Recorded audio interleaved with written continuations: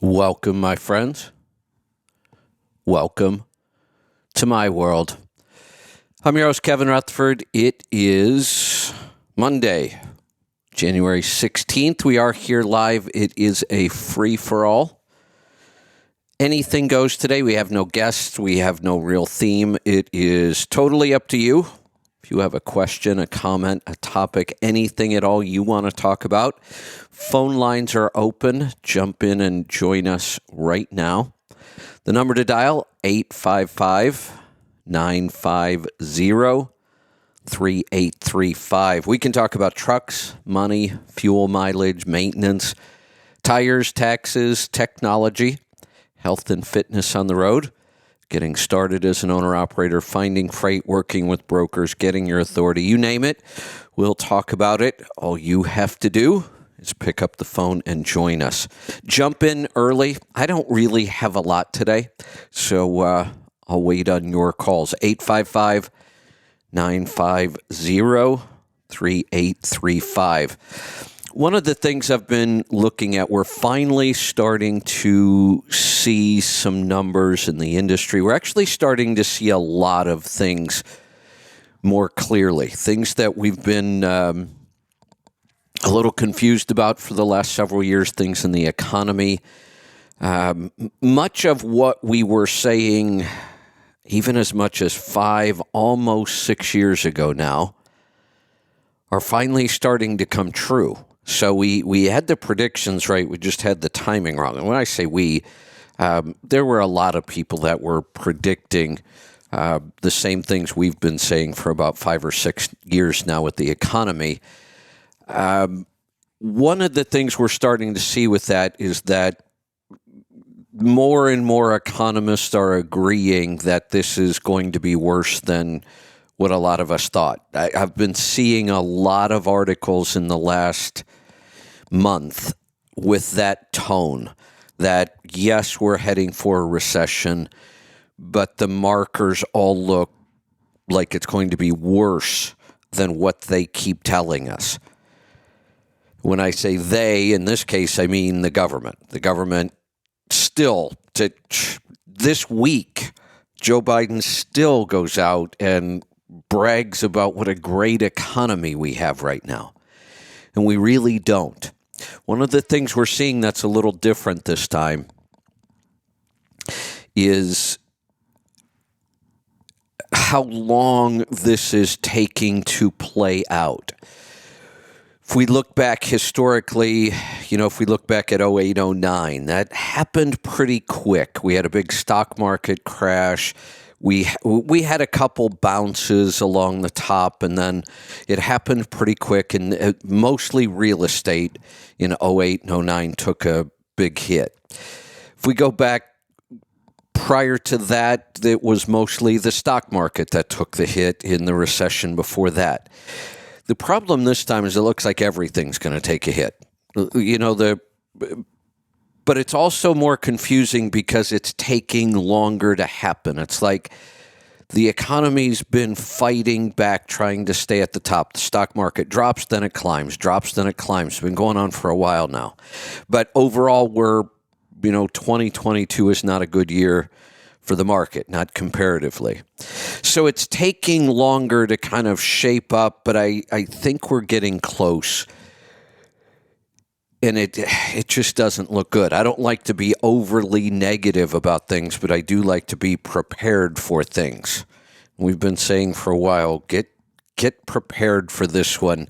It looks like it could be pretty rough.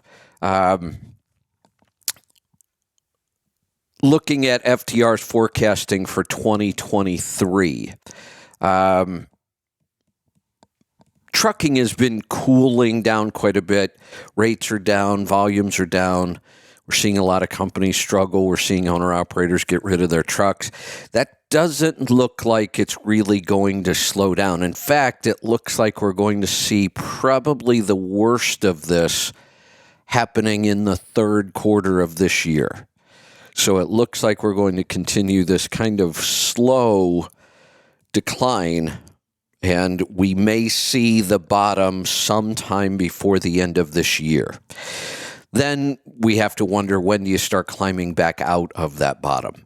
Really in '08, if you look at the real estate market, the market had not even started to climb back even by as late as 2015. And the crash happened in '08, '09.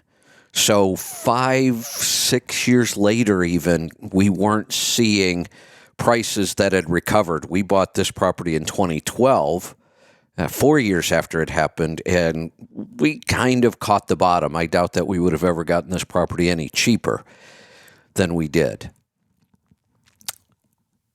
It's very possible that the downturn could last as long as a decade.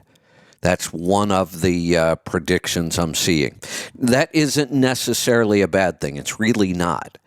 The good news about our economy in the United States is, even in the bad times, it's not all that bad. There are always ways to make money. You just got to be prepared.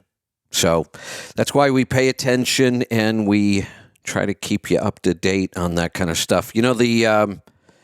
The calls are coming in. I really didn't have a lot. I have a couple articles here I was going to mention. Nothing all that important, so maybe I'll come back to it later. But right now, the phone lines are filling up. If you want to join us, jump in, 855-950-3835. We're going to get started in Detroit today. Robert, welcome to the program. Hello, Kevin. Good morning. What's on your mind today? You had a caller a week or so ago that called in. His brakes would lock up on his semi, and he could push on the foot pedal and it would have pressure on it. Yeah. Mine don't do exactly that. I don't never ever get pressure on the pedal. Okay. But the trailer operates on a lot of different air systems. Like opens valves and this and that, and picks wheels up. What I do when mine gets wonky is I just bleed the whole system right down to dead nuts, nothing. Just pump the pedal or pull on those air chains to drain the water out until those tanks are completely and utterly empty. And your pedal will fall then. And then I would connect this trailer and build it back up to see where that leads. You know what I mean? That's taking her from ground zero. That's a good idea. We didn't really talk about that. He says if it sits long enough, it will kind of reset itself. But that's a good idea. Some of those valves may be failing because they've got pressure against them and they won't reset. So maybe we could think of this kind of like rebooting a computer. Let's just get all the air out of there, get all the valves back to neutral, and try again. That's a good idea. Well, mine does it. It's because of the trailer. I got wheels that come up and down and air and open valves and Yes. And that's what works for me. Yeah, something was definitely weird about it. So I think that's a good idea. Not a bad way to approach this at all. The fact that he's got pressure on the pedal, that the pedal gets hard as this starts to happen, that's a clue. I was going through some air brake diagrams. The problem is, just not sure if I've got the same, when you look at diagrams, there are some proprietary parts in some systems. I was really struggling with that call. It wasn't making sense to me at all. Let's go to Oklahoma. Jim, welcome to the program. Hey, Kevin, how's things going this morning? Sounds like you've got a good start on things. Actually, it wasn't one of my better Mondays. I actually had a couple struggles this morning, but I think we'll be all right. Yesterday was, I woke up. I wasn't feeling bad. I wasn't feeling bad at all. I just felt like I didn't want to do anything. Like, I didn't even want to move, and I'm not sure why. Like I said, I didn't feel bad. I actually felt pretty comfortable and content. I just didn't feel like doing anything yesterday, so I didn't. I laid around and I did some reading, and I napped several times throughout the day, which I must have needed. But I think I slept so much throughout the day yesterday that I hardly slept at all last night. So I didn't get up early. I didn't do any reading this morning. Then my audio board started giving me fits, so I had to change the way I'm doing the show on a headset today because my other setup wasn't. It's a Monday. It's about all I could say. Yeah, I hear you. What I called about was your hot honey. Okay. I finally got some done last week. I thought I stuffed the jars. I did some small jars, just small amounts to see Yeah. whether I was really going to like it or not. I kind of figured I would the way you talk. But I split I cut those peppers in just jalapenos in thin strips and thought I had the jar stuffed full, but when I got home the other day, it seemed like they shrunk quite a little bit. Yeah, they do. The bottom of the honey, the bottom wasn't quite as thin as the top part. So I just stirred that up, and the taste of that's awesome. So I did some more last night, and I stuffed those as full as I could. I instead of slicing them this time. I'll try it that way. Yeah. See what it does here this week. Yeah, so there's a couple things with this. You can never, ever stuff the jar full enough that you won't get that, separation where it looks like after a couple days it wasn't full of peppers anymore, because all the water gets pulled out of the peppers into the honey, and then the peppers take up a lot less space. So that's exactly what will happen. I did get to the point where I kept pushing it and trying different things, and I got to the point where I got too many peppers in there. My hot honey came out way too thin. I mean, it's like water thin, and there's too much of, I was using it was all green jalapenos. There's too much of the green jalapeno taste for me. That was one of my batches. That was kind of a failure in my part. So, but what I did that time was I chopped the peppers small. Before I was slicing them pretty thick slices just to get it done quick. What would happen if I just really chopped these peppers up? And I actually got it to the point where you could pull too much water out of the peppers. So a couple things happen. The more peppers you use, the more heat you get. If they're hot peppers, you're going to get more heat. And the honey gets thinner and thinner because you pull more water out. So there is a sweet spot in there. Yeah, well, and also, the more peppers you stuff in there, the harder it is to get that honey to fill in the cracks. Oh, yeah, that takes some time. To start with, because it's so thick and stuff, too. Yeah. Yeah, because I was sticking knife down in there and working it, but I didn't get any drink this morning because I left in a hurry, but I'm going to drink some again tonight, and that's just awesome. And remind me of the benefits of the honey. I know there's benefits, and I keep forgetting all that crap. There's when we're talking about it, when you guys talk about it. Yeah, the biggest benefit we tend to talk about with honey is the fact that it's almost like a I'm going to use the word inoculation instead of vaccination, just because of what that word's become. It's almost like getting a little inoculation every time you eat some of the honey against allergens. So whether you have allergies or not, there's still a benefit there. But what's happening is the bees feed on pollen. Pollen has a lot of allergens and irritants that bother us. That's what kind of causes allergies, especially in the spring and fall. And you're getting little amounts of it. That's why we also recommend trying to use local honey. So you're getting the local pollen and allergens that, this helps kind of build your immunity against those things. Yeah. That's one of the benefits. And another benefit is there's trace minerals and all kinds of stuff in honey. There's stuff in honey we don't even understand yet. How is it that honey can be so loaded with sugar, which is what bacteria typically feed on, except honey never goes bad, ever. You could have it around for 1,000 years. It just doesn't go bad. So there's some things about honey we don't even understand. Yeah, well, I travel, on the road a lot, so I'm not in my locale all the time. So I'm in different allergens and stuff that I deal with. So, but Yeah, see, I'm going to see how this works out, and it's just keeping my supply stocked up, so I've got it in the truck. So There you go. but yeah, that's awesome. I just wanted to thank you about it and ask those questions. I appreciate it. You're welcome. Thanks for the call. Yeah, it really, for me, I mean, I don't do this for any kind of health benefits. We have the fermentation process, which is going on. Honey just seems to be, I just get the feeling we're going to learn more and more things about honey that we don't understand right now. But we also do have to remember that it's mostly pure sugar. We don't want to overdo it. That's why creating the hot honey really makes this work. When you're done with this, the honey is nowhere near as sweet. One, we're diluting it with all the water from the peppers. We're neutralizing some of the sweetness with the heat from the peppers.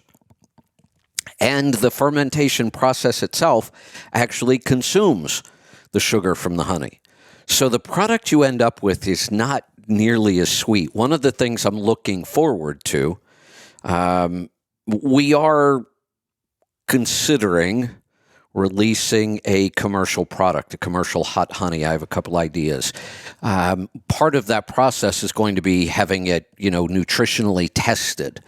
I want to see what is left over for carbohydrates. I have a feeling it's cut down quite a bit, though. I mean, you can tell the sweetness just is not there. I use the hot honey mostly on savory foods. The one thing I have put it on that was sweet that was really good is ice cream. Drizzle a little on ice cream is pretty darn good. So we'll keep you informed on that.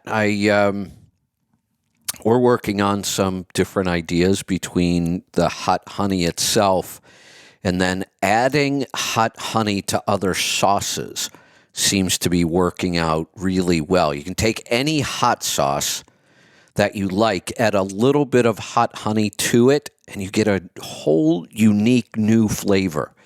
The other thing that I mixed it with the other day was my homemade barbecue sauce, which is a spicy barbecue sauce already. No sugar whatsoever in my base barbecue sauce. Well, there's molasses. I shouldn't say there isn't sugar.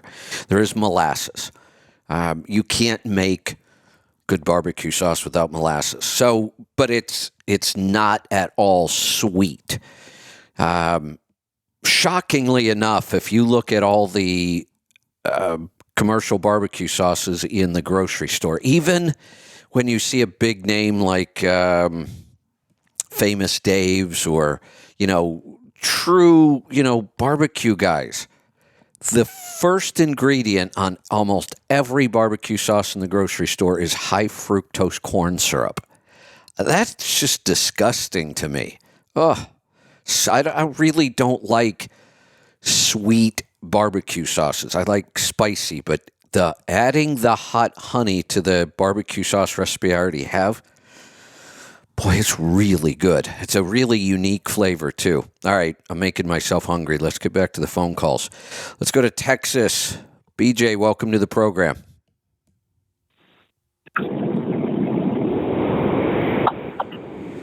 Hello? Anybody there with me? BJ? Hello? 1 second. All right. Yeah, I'm here. Okay. I'm trying to turn my headset on. Yeah, I was going to say, it sounds like you got your head out the window at about 60 miles an hour. I had to start charging it. It was going dead. Bring your head back in the truck. Stop catching bugs. Kevin? I'm doing good. Yeah. Good. What's on your mind? Yeah, I had a question. I got kidney stones again. I had one in like 1990. Okay. And then last year, I had some. Went in, they laser treated, whatever, and off I go. Well, a year later, I've got kidney stones, a lot of them. Okay. And I'm just beside myself trying to figure out what it is I'm eating or drinking or not eating or drinking, or what can I do to prevent them from happening again. Okay. So tell me about your diet. I try to be mostly carnivore. I've been eating pretty dang good, I think. I eat eggs in the morning, lots of meat. I eat some sliced meat with cheese, sausage, beef, stuff like that for the most part. So when did you start that? How long have you been eating that way? Over a year. Okay. So you told me about all the carnivore foods. Are you eating plant foods at all? I was eating very little until I went back in and got, my kidney stones again. And I kind of started doing my own research carefully, and I started to eat some raw vegetables. Because I hadn't been eating really any vegetables. Yeah. So, but why? I mean, what about the research thought that eating raw vegetables would help this? That's what I mean. I'm carefully trying to look into it, and that's why I'm calling you. So, I'm just digging for something. Yeah. We could almost guarantee that if you ate carnivore, this would never happen. But even if we've been eating carnivore for a while, one of the things, did you hear the last interview I had with Sally K. Norton on oxalates? It was just a month or so ago. Did you hear that show? No, I did not. That's really what this is. This is an oxalate issue. Oxalates are in plants. There are no oxalates in animal foods. And that kidney stone is calcium oxalate. That's what makes the stones. And there are several reasons for it. The first primary reason is too many oxalates in our diet. Oxalates, again, are plants' chemical defenses. Plants can't run away. They can't fight back. Their only defenses are chemical defenses. And that's why we have to be careful with plant foods.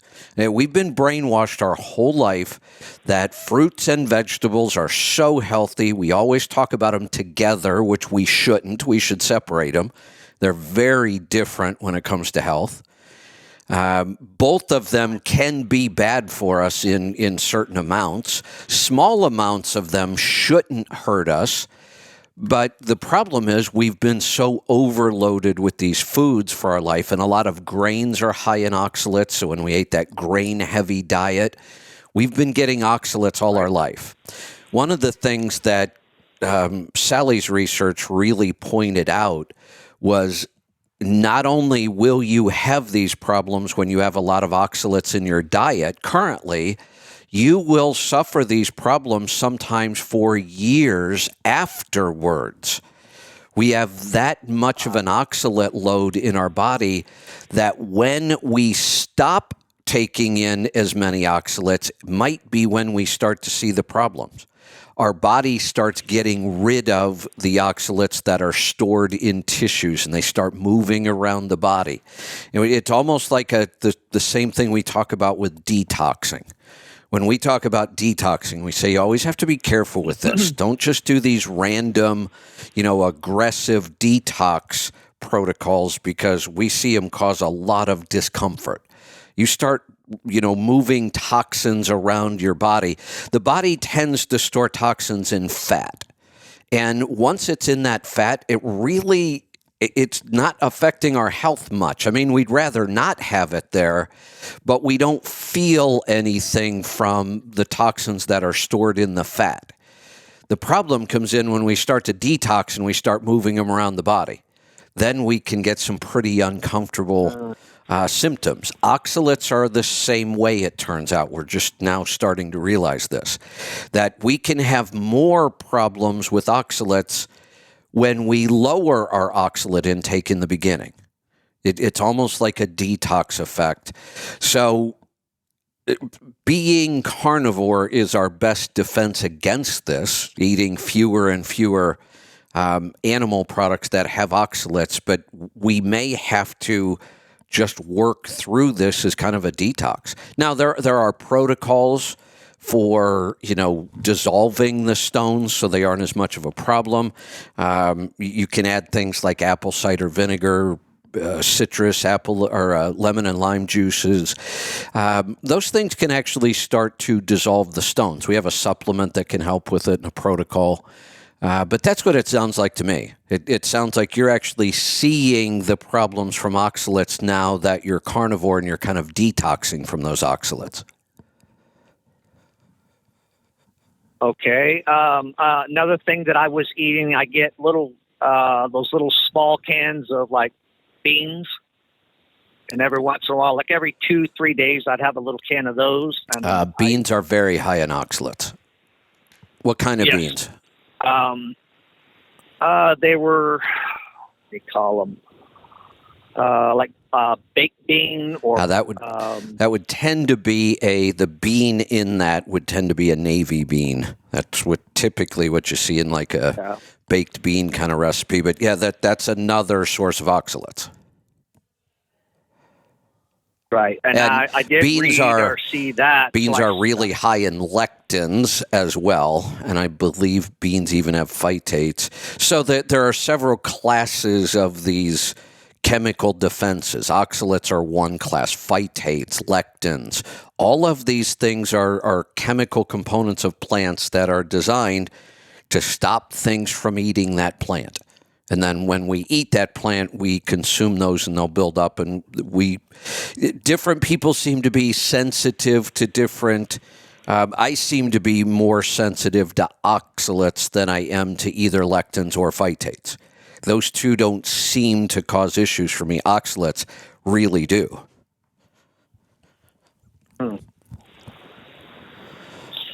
Yeah, so I went in for this, and I have them in both kidneys, got x-rays.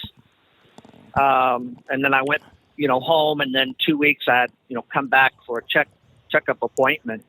And they took x-rays again.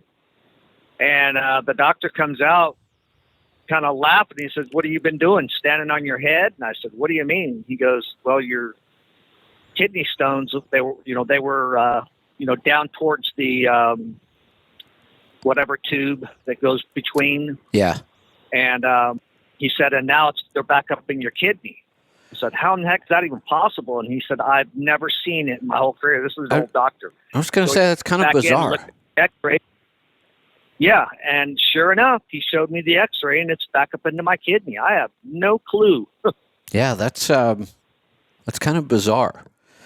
So are you taking any supplements? No. I would. Not on any medications, and I don't take any supplements. At the very minimum, I'm not big on taking a lot of supplements, and I'm not big on taking random supplements, but one of the things it tells us when these stones form, one, that there are too many oxalates present. If there wasn't this much oxalate in there, there would be nothing to build the stone out of. But it still shouldn't happen.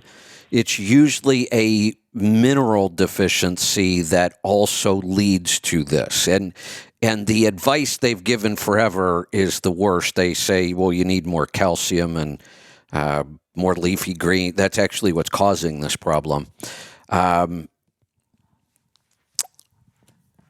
In your case here, I would say I would start to supplement with, at the very least, a vitamin D supplement and a mineral supplement. So something like vitamin D, as in dog. D, yeah. Okay. Yeah. Delta. Yeah, I do the D, the drops. Oh, I just asked you what supplements you're taking. You told me none. I'm thinking, I'm thinking pills. I don't know why. But okay. Okay. I do the keto coffee, so I do the vitamin D. And how about the light balance? I do the light balance. Yeah, that's so I would say this is probably oxalate overload, and you're just going to have to work through it. Okay. Yeah, I stopped the beans because I did. Yes. So that's the one thing you want to watch. So, the more carnivore you are, the better this is going to resolve itself. But very, very few people are ever going to be 100% carnivore. What you want to watch for is anything you eat other than an animal product. You want to look, because oxalates hide in weird places. One of the places that oxalates are that makes me a little crazy because I like it so much is dark chocolate. Dark chocolate's loaded with oxalates. Glad you mentioned that. I have dark chocolate, and I have a little square every night. And since this episode, I stopped it. Yeah. I haven't eaten anymore. Yeah, it's unfortunate. There are lots and lots of good reasons to eat dark chocolate, but we do have to watch it. Now, here's the other thing. Sally Norton told us this is the time you don't want to go zero oxalate. It will actually make things worse. So we do want some oxalate left in the diet. So if you are eating very carnivore, you might want to add something that has oxalates. Like maybe you do want to keep up the 1 square of chocolate a night. I probably wouldn't give that one up. That's not very much. I think I would go back to eating that one. You just want to watch that we're really cutting down the oxalate load, but we don't want to take it to zero. Okay, and then so no raw vegetables, that kind of stuff, because that's a plant product. So you know, honestly, I am less and less in favor of any raw plant matter completely anymore. And not to say I wouldn't eat it, I would keep it to a minimum. Fermented plant matter is a much better way to go. If you want to add vegetables into your diet, ferment them.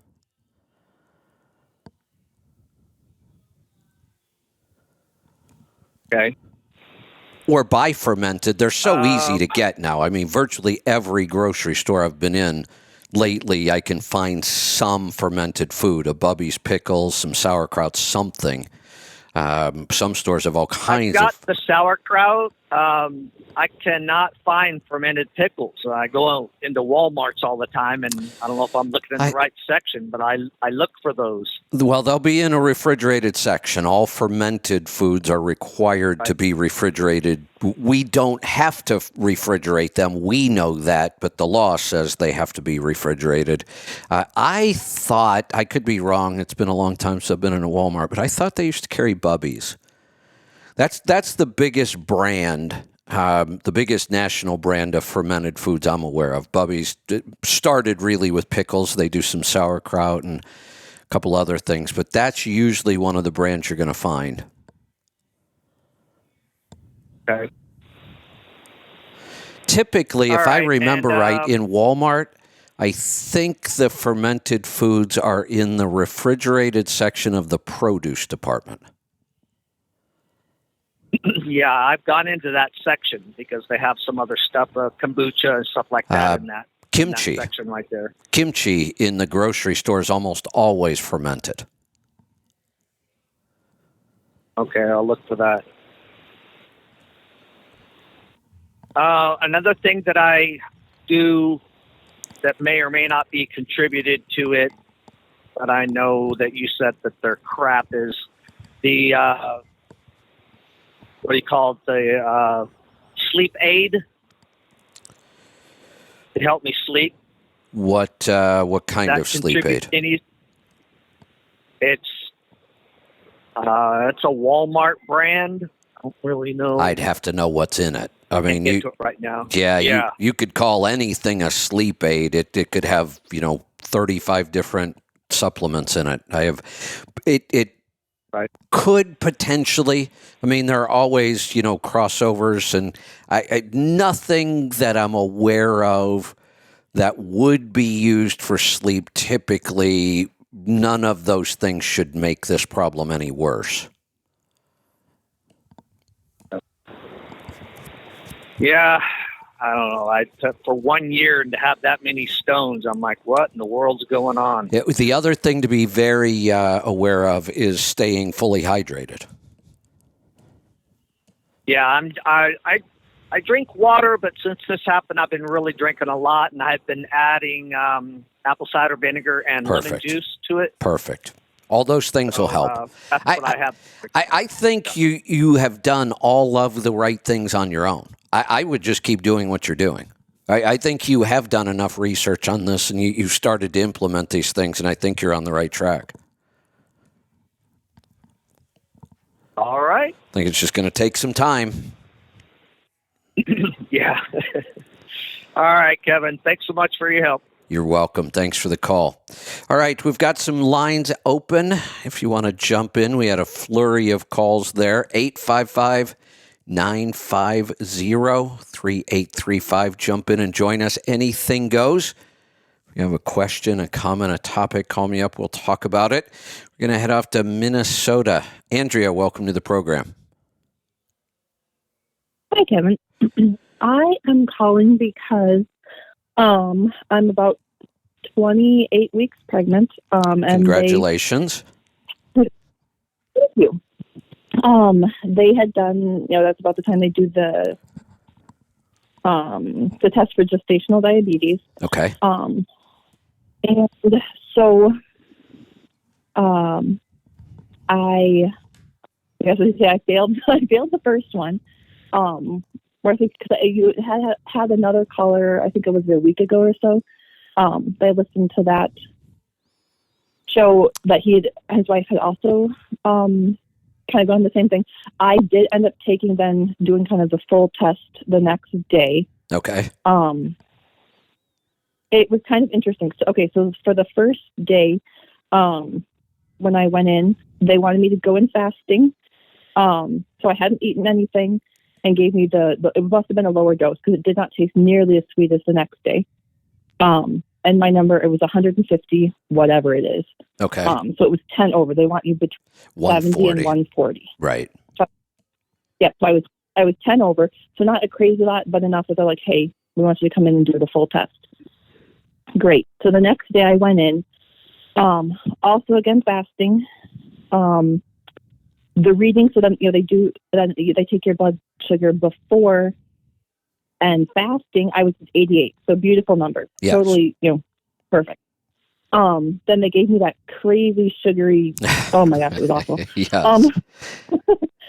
Gross. So then an hour after that, I was at 210.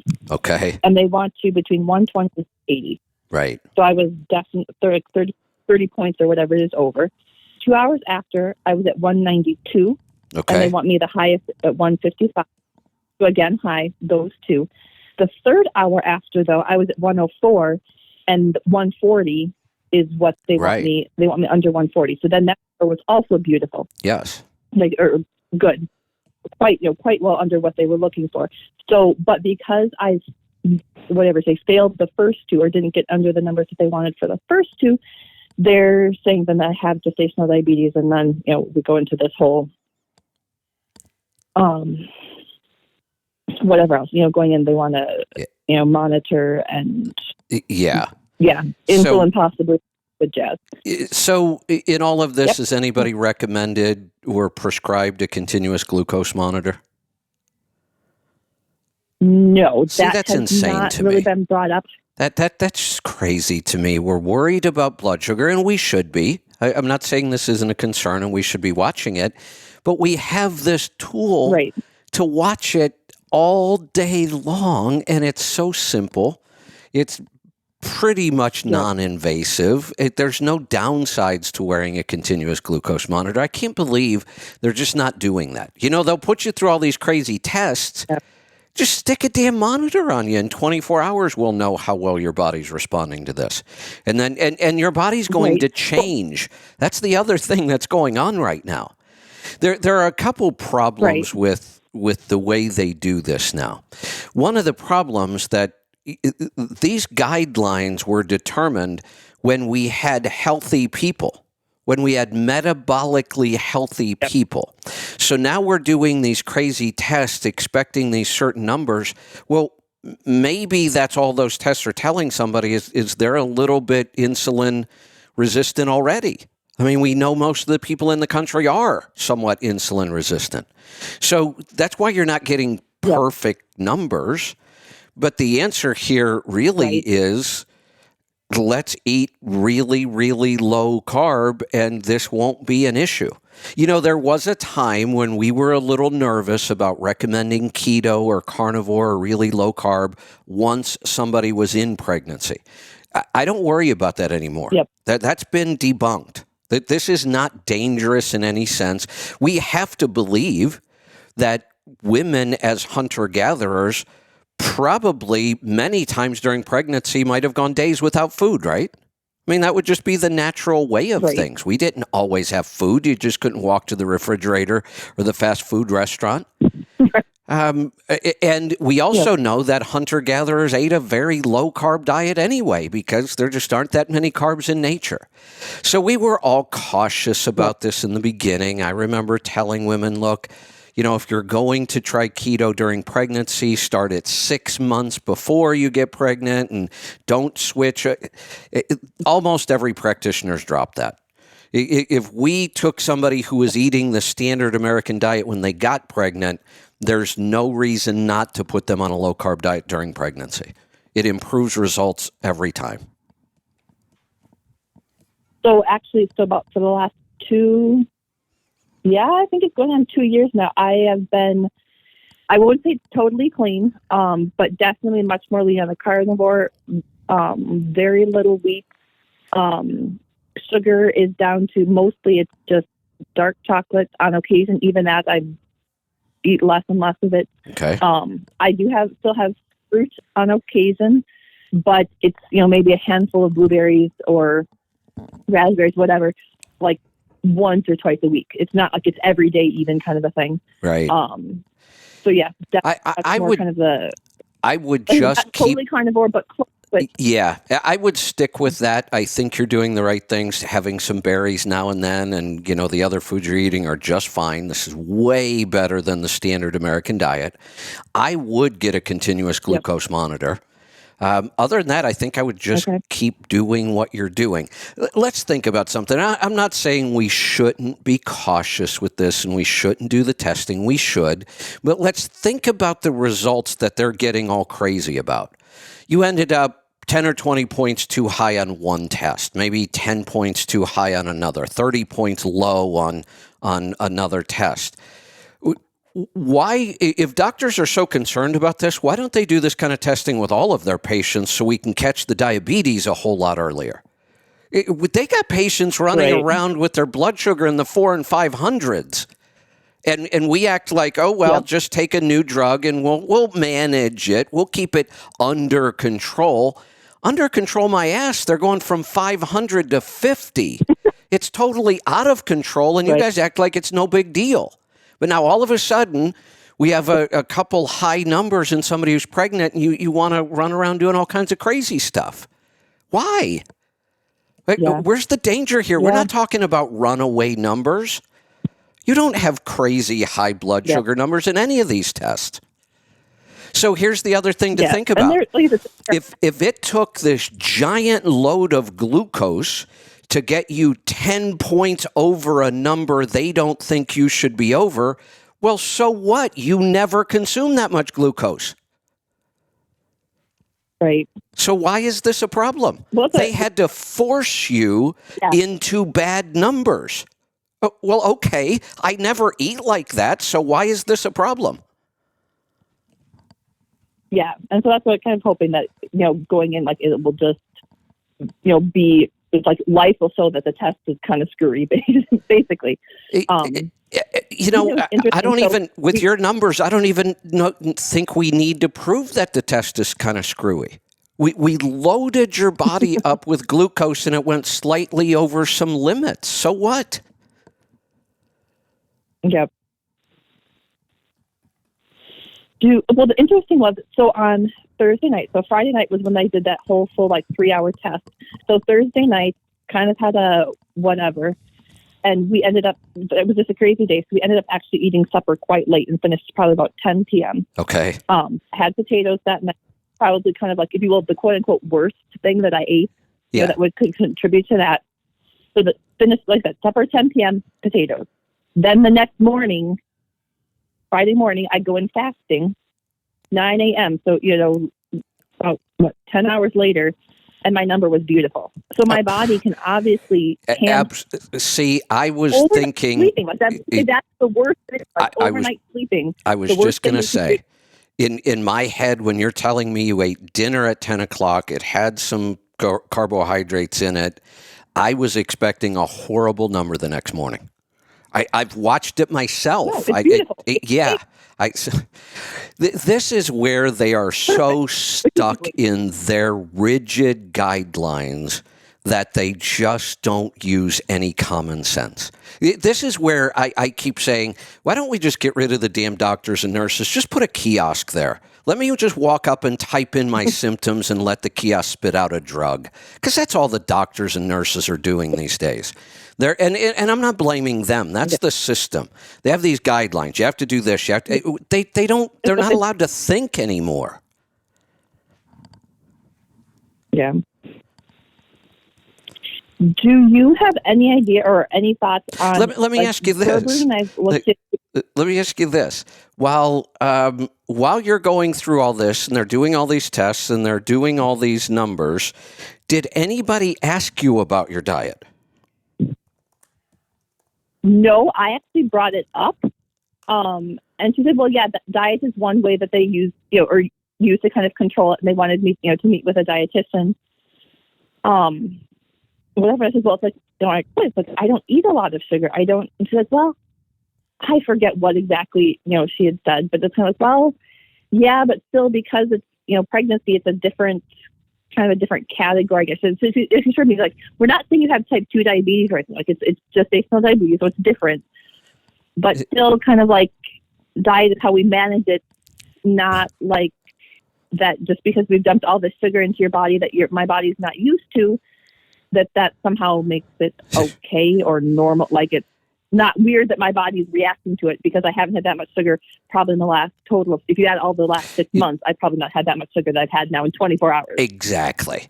So the fact that we're worried about this issue of high blood sugar when somebody is eating very, very low carb, they don't even bother to ask whether you were eating that way or not. Yep. If one of the things we see, people eat really low carb. I'm one of these people. After 8 years of eating this way, I have perfect blood sugar control, but it's not unusual if I eat a little late at night, I can wake up and have my blood sugar fasting in the morning be 110.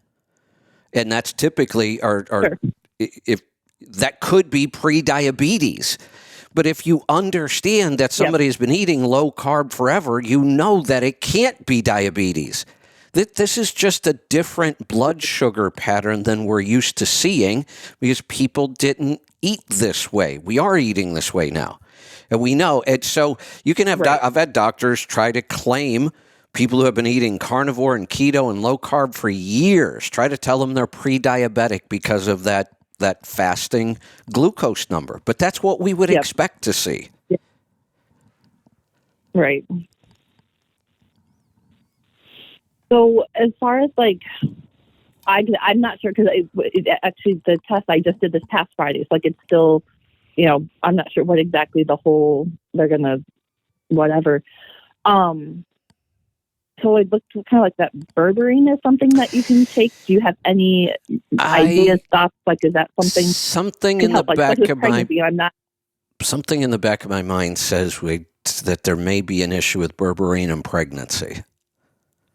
When we're dealing with, I don't try to memorize those things. It's one of those things that I feel better that I go check it each time somebody asks. But if I remember right. And here's the other thing. Just because they say you shouldn't take something while you're pregnant doesn't necessarily mean that it's all that horrible. I mean, really, think about all the crap we get in the standard American diet that we absolutely know is bad for human beings and even worse when you're pregnant. And people keep eating them every day and doctors never say a thing. But I don't think I would add berberine right now. I don't think we need to. So I think there may be some issue with pregnancy. I can't remember what it is. I would go look it up. But my advice would be I wouldn't take it. I don't think you need it. Okay. I think I would just eat a good, healthy, low-carb diet. I would get a continuous glucose monitor. I really would. There are some anomalies that can happen during pregnancy. Hormones are doing all kinds of crazy stuff. If we have this very non-intrusive way of monitoring our blood sugar all throughout pregnancy. Why not do it? Right. So then, like, say the numbers do get higher, what would you do then? If I'm, okay, well, I'm not going to take berberine or whatever, something like that. What would you do then? Higher, if you're, you're monitoring it constantly. Numbers do get a little bit higher. Then what? I don't know. I've never seen it happen. Not if somebody's eating a low carb diet. I don't know what we would do. I've never had to deal with it. Everybody we've monitored throughout pregnancy on a true low carb diet never has a problem. Okay. I just feel like, okay, so, whatever. I mean, but you could see that as like, and I'd probably keep track. Okay, so I ate a handful of blueberries today, and the numbers then, at 10 o'clock. Okay, so then the numbers started, were higher. Okay, well, then I just either eat less or don't eat them. Yeah, so there's your answer. Perfect. What will we do if our numbers start to climb? Well, if we're using the monitor, we'll know what preceded that climb. So, let's go back and change that. Let's do something different. To me, that is a far better approach to monitor it 24 hours a day. So if something weird happens, we know about it immediately.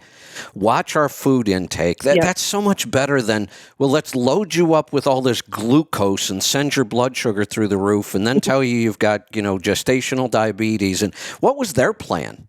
I mean, were they even talking about insulin? That is yes. I mean, so it was first, the dietitian, whatever. Then, to do the monitor, but they were just going to, do the poke your finger and whatever. I didn't get in, the lady basically just told me, whatever, that we're going to start this, kind of put you through this ringer, whatever, with different people. And then from what I gathered, it was then, because you poke for a while, to kind of get a baseline or see how things are. And then if need be, I think insulin was kind of the progression that seemed like he was talking. Which I just don't get at all. Why do we even have gestational diabetes? Why is this a thing? Well, because your hormones are extremely powerful and lots of hormonal changes during pregnancy happen.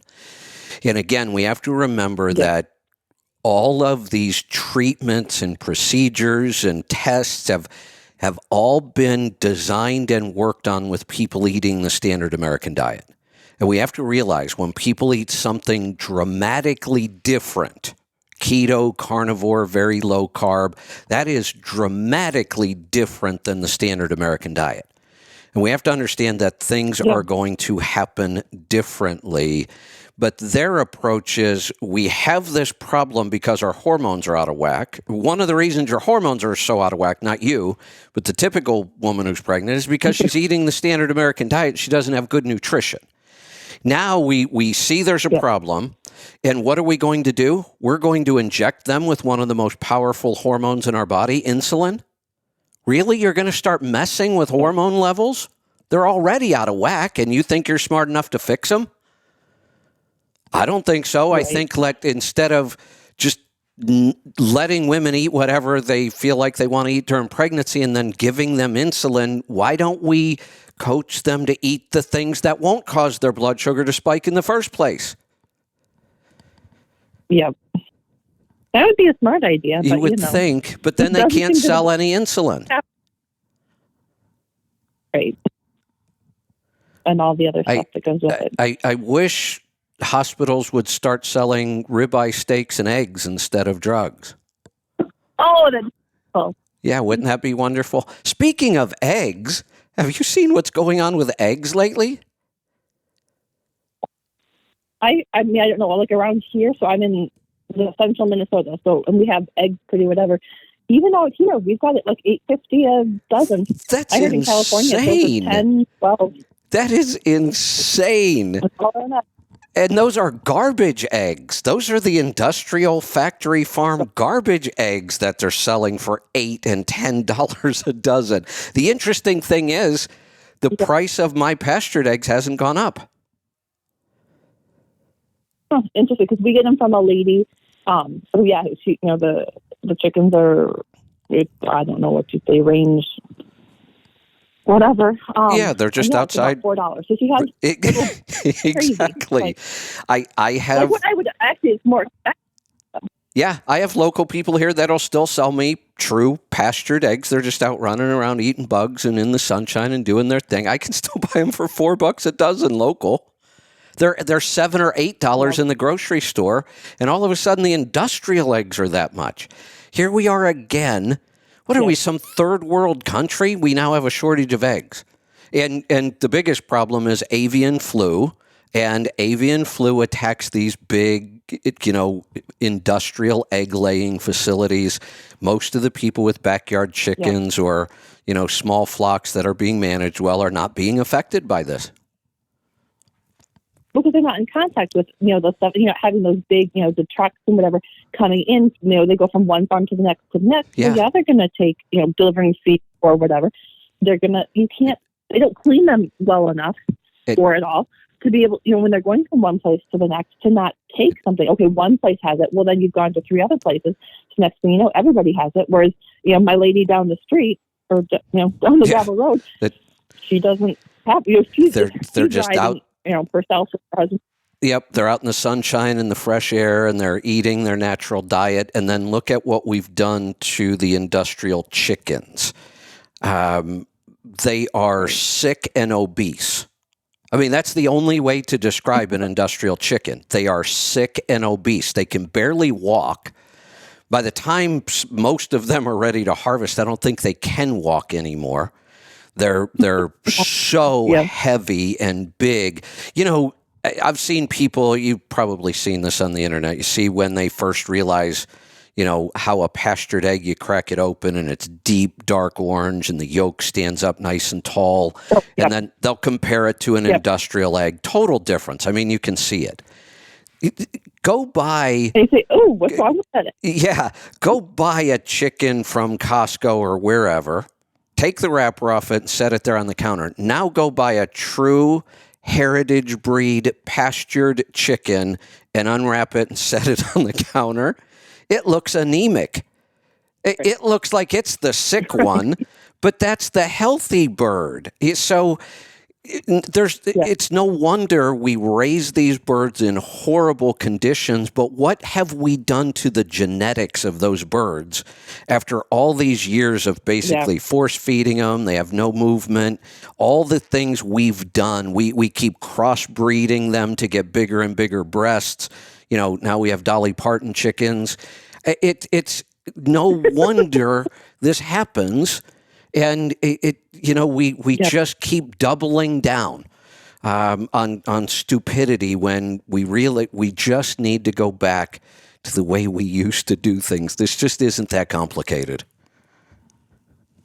Yeah, but it has to be complicated because otherwise, it wouldn't be life now. That's right. That's right. So I think you're on the right track. I don't think you have anything to worry about. I would add the CGM. Okay. Is there one that you suggest, recommend, think is good? Let me give you 2 options. A lot. You could try, go back to your doctor, whichever doctor you're working with currently that you feel like you have the best relationship and might listen and, talk about your concerns about the gestational diabetes and that you want to manage it the best way you can with food and ask if they will prescribe one. If they prescribe one, you're going to get one of the name brands. There are 2 big ones on the market, and they're all fine. I mean, the sensors are all basically the same. The software's a little different. Okay. So the first thing, if we can get it prescribed, then insurance will pay for it. So that's what I would try first. Okay. If they won't, the one company I know you can just go to and get one on your own, but you also have to pay for it, is NutriSense. That's the company we've had on the show several times. That's the monitor I use. So you can buy as short as 1 month, which would get you 2 sensors. You wear each sensor for 2 weeks. I would seriously consider just doing it. Now, the more months you buy ahead of time, the lower the price gets. And it's pretty significant. I mean, if you're willing to do a longer program, the price comes down quite a bit. I would pick their program that would get you through your pregnancy. Right. Yeah, because I've got about 3 months. Yeah, left. I would look at their programs and pick whichever one is going to cover you for that time. Okay. And it was NutriSense? NutriSense, yeah. The website is nutrisense.io. Okay. Okay. Yeah. You're And going to learn a I- lot anyway. I mean, I recommend everybody do this. This is just a great opportunity for you to do it and see what you're... And I have a feeling that we'll probably see some pretty crazy blood sugar numbers. Pregnancy, there's a lot going on in your body. I need to make a note. We're going to get Kara back from NutriSense again in a month or so. I think we should do a whole show on what kind of data they have for blood sugar numbers during pregnancy. That would be a really good show with them. Yeah, so it's just because it is so different. Yeah. From other seasons of life. Yeah, exactly. That it's kind of an interesting thought, or that would be a really good show to have NutriSense come on and talk about, what kind of things happen to blood sugar during pregnancy, because they'll have all those numbers. I mean, that's what they do. They collect all this data. I think that would be really interesting. Yeah, what they found, and I don't know this, but is there a difference? I mean, there has to be a difference, but say between someone who's eating, more of a clean kind of, keto, carnivore diet as opposed to saying just, I don't know that they would necessarily know that would be kind of the bummer. They actually do. To see. They actually do. Do they? Okay. Yeah, because they monitor every client on the type of diet. And we've talked about that one of the other things I like about NutriSense. When you go with one of the typical, the two big names, if you do get it prescribed, for the most part, you just want to ignore any advice they give you. Because they're going to give you that old tired advice that they've been giving us forever. And it's crazy because you can watch their advice not work, and yet they keep giving it anyway. NutriSense, they are agnostic when it comes to diets. They don't try to push a certain diet on anybody. Now, if somebody comes to them and says, look, I want to wear your monitor and I want your advice on diet. Well, you don't know exactly what you're going to get. They have lots of different coaches and practitioners. They're all trained basically in the same way, but they're not going to push you to something that might be grain-free, or they're probably just going to work on lowering carbs overall. But if you go to them and at the beginning say, look, I eat carnivore, okay, they'll just work with you on a carnivore diet. If you eat keto, they're going to work with you on a keto diet. And if you don't want their help, you just tell them, hey, look, check in with me once a month, or I don't want to hear from you at all, and they won't bother you. If you want them to work with you, you might hear from them every day. They might just send little notes. Okay. Hey, we noticed this on your blood sugar numbers. Try this. Or, I learned more about alcohol and blood sugar from NutriSense than anything else I had ever done. So that's the nice thing about working with NutriSense is they will work with whatever diet you want to work with. They're not going to try to give you some, tired old advice that doesn't work. Okay. No, that's good to know. Do you have time for one more quick question? Sure. Go ahead. So actually, it was my husband that was wondering. So he says, is beta TCP okay for me? I have no idea what that is, but I never try to memorize the pregnancy rules with Okay. with beta TCP. I'm just not remembering. Okay. Here would be my question, though. Why are we thinking about beta TCP? I don't know. See, He's actually trucking right now, so that's the bigger question. Yeah, before I even would bother to go look to see if there's an issue with beta TCP in pregnancy, my first question would be, why are we thinking about taking beta TCP? Right. And like I said, because he's trucking, and he just sent me a text. I'm not Okay. sure. I'm not sure Yeah. why. So I think most people realize this. I am just not for taking random supplements. We can look at supplements, we can look at research and go, oh my God, that stuff's amazing. I should be taking that. Well, I should be taking about 132 things if that's our criteria. Yeah, there's proof that a lot of these supplements do all kinds of great things. But we should be getting those nutrients in our diet anyway. So I unless you have some sort of digestive issue that you're fighting with, I don't know why we'd be thinking about beta TCP. Okay, so that's what he did say, fat digestion. Because I have had not crazy, but trouble like with my heels kind of getting broken out. Okay. Okay. Well, he is on the right track then. He's been paying attention and he's been listening, so kudos to him. Yep. Yeah, I would not add it right now. I could go look it up and say, oh, well, maybe it is safe during pregnancy. I just, unless it's a big problem, unless fat digestion is causing like digestive distress, then I don't think I'd add another supplement right now. Right, and just wait until like after baby's born, and then try and take. Because with the whole hormones are kind of crazy. Exactly. You got a going on. Maybe just kind of put that on hold, if you will, for now, and then worry about that. Or get that more under control. Yep. Afterwards. Okay. Yep. All right. Cool. Well, I think that's all I had. Okay. So perfect. Well, stay in touch. Keep us updated on the pregnancy. All right. Will do. Thank you for your help. Fantastic. Thanks for the call.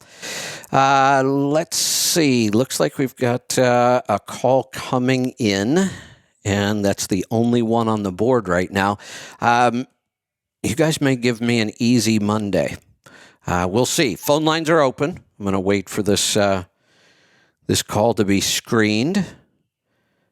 But if there's more, I'll take them. So if you want to jump in, now is your chance. If you don't do it soon, we may wrap this up today early.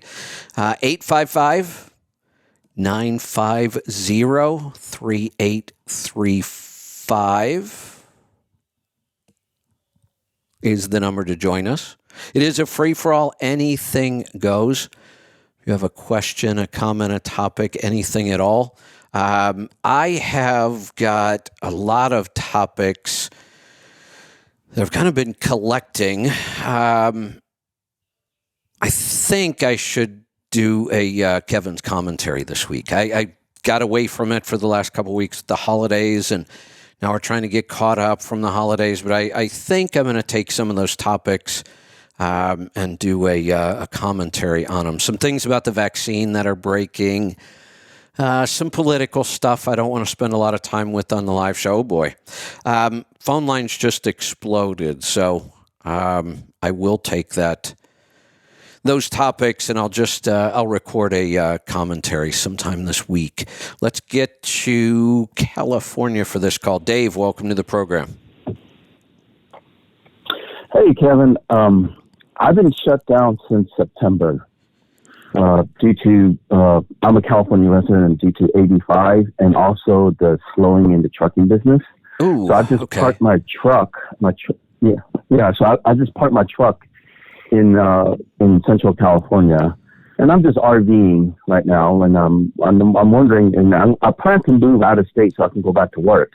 Okay. But then when I listen to your show here and there, you tell me that the trucking recession is going to be even bigger next year. So I'm wondering if I even if I can just hold out, or should I go back into business anyway, or is it better to just take my time off? Yeah. So let's talk about a couple things. First off, explain to me what happened with AB5 and you. Well, I was with Landstar, and they made us sign an agreement saying we can no longer take loads out of California. Okay. So, so when I took a load, I had to take a load out of California on September 1 to get to the office in Phoenix at Landstar, and then I got a load back to California. And then I had all these loads out of Pasadena or LA, Southern California area, but I could not take a load out of there because I signed that contract now, the new contract. Right. And then I would have to deadhead all the way to Arizona to get a load. And it was, there's no way, and the rates were so low that I'm like, this doesn't make any sense. So on September 15-ish, I decided to just park it and wait till I move, and then I was going to move to like Reno or something. But then, it's like the rates are falling even more since then. So are you? So Landstar hasn't terminated your contract, have they? No, I terminated it because they were going to just withdraw money out of me. You know what I mean? All those costs, insurance, and everything. So I terminated. They're asking me to come back. Well, good. Go back. I was going to say, if they'll let you go back, just go back. I mean, what does it really cost you just to have your truck signed on with them? It's not like they bug you to go to work. If you don't want to work, don't work. Yeah, but it's still, I'm paying insurance, tax tag, and license. So how much? All that, and the rates was. Forget the rates for right now. How much does it cost to keep your truck signed on to Landstar if you do nothing? If you don't pull a single load this month, what is your monthly cost just to stay leased on? What I remember was like it was about $600 a month. Okay, $800 a month. Something like that. So what if? So here's the thing: if you cancel your contract with Landstar and you sit and you do nothing right now, your net is zero, right? But if you stay with Landstar and you pull one load a month, that pays $3,000. Your net is now $2,400 to the positive for that month.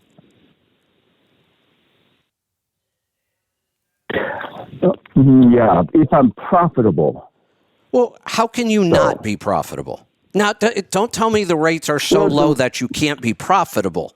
That's not true. What is your cost per mile to run that truck? When the fuel prices were down, it was only like 35 cents a mile. No, I mean, not just fuel cost. I mean, total cost per mile to own and operate that truck, which would include payment, insurance, maintenance, fuel, everything it takes. What is your total cost per mile to run the truck? I haven't calculated that, but my truck maybe is paid that's off. part of your problem. Just insurance and. You don't even know what your break-even number is. You're telling me you're not going to be profitable, but that's a lie because you don't know that. And I can promise you, you're going to be profitable. There is almost no freight that moves in this country that isn't profitable. And what I mean by that is we have to be clear here. If your total cost per mile, let's say it's 92 cents a mile for everything, then you would have to get down to a load that only paid 90 cents a mile to not be profitable. If it paid 95 cents a mile, you would be profitable. You might not be profitable enough that it makes sense or to pay your bills. I get that, but we have to make sure we're saying the right thing. It's almost impossible to pull a load and lose money on it. Almost impossible. Now, you might not make as much as you want to. I get that. But again, I could go back, and when I say you'd be $2,400 to the positive, and you said, but only if I'm profitable. Well, right, but you don't know what profitable is. You haven't calculated the numbers. Yeah, yeah, you're right. And I can promise you that I could keep my contract active, and I could put money to the bottom line every month. Positive profit, and maybe it's a little bit because I only pull one load a month. Maybe I pull one load a week. But it seems to me like you're okay financially. You could just go RV if you want. So it doesn't sound like we're in any kind of a money crisis here. Why not just stay leased and watch the load boards every now and then and just only pull the absolute best freight you can find? Why not do that instead of just sitting back doing nothing? Yeah, I'm getting bored. I've been off since mid-September, and I'm kind of getting bored. It's why not go activate it, and then you see those loads once in a while. You look at it and you go, oh hell yeah, I'll take that one. Well, why not only take those? Yeah. You're right. The one thing that when I listen to your show, you say how much you make and how much you save. That's what makes you very, very profitable. Right. The one thing I'm very good at is how much I save, because I hardly ever idle unless I have. Perfect. It's how much I save. Perfect. Yeah. And the other thing that I do is because I don't have to be at home at a certain time or anything like that.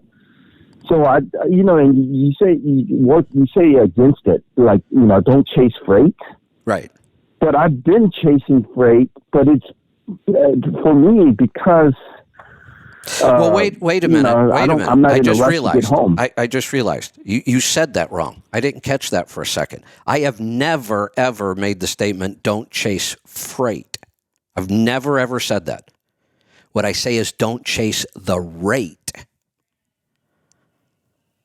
Which means high paying freight, right? Correct. Rate. Yeah. The pattern that I see over and over and over and over is that somebody goes to a load board, whether it's a Landstar load board or truckstop.com.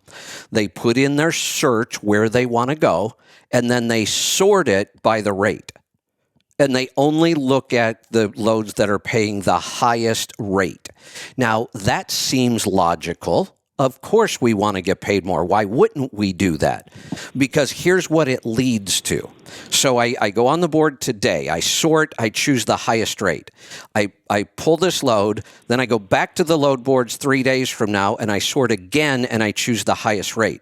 What are the odds that the highest rate this time is going to be the same broker as it was the last time? You've done this enough. Slim to none. And then the next load, I do it again and again and again. And what that leads to is somebody working with 40 or 50 different brokers in a year. I've seen over 100. Actually, I've seen over 150. That was the record. I actually worked with an owner-operator, did his taxes.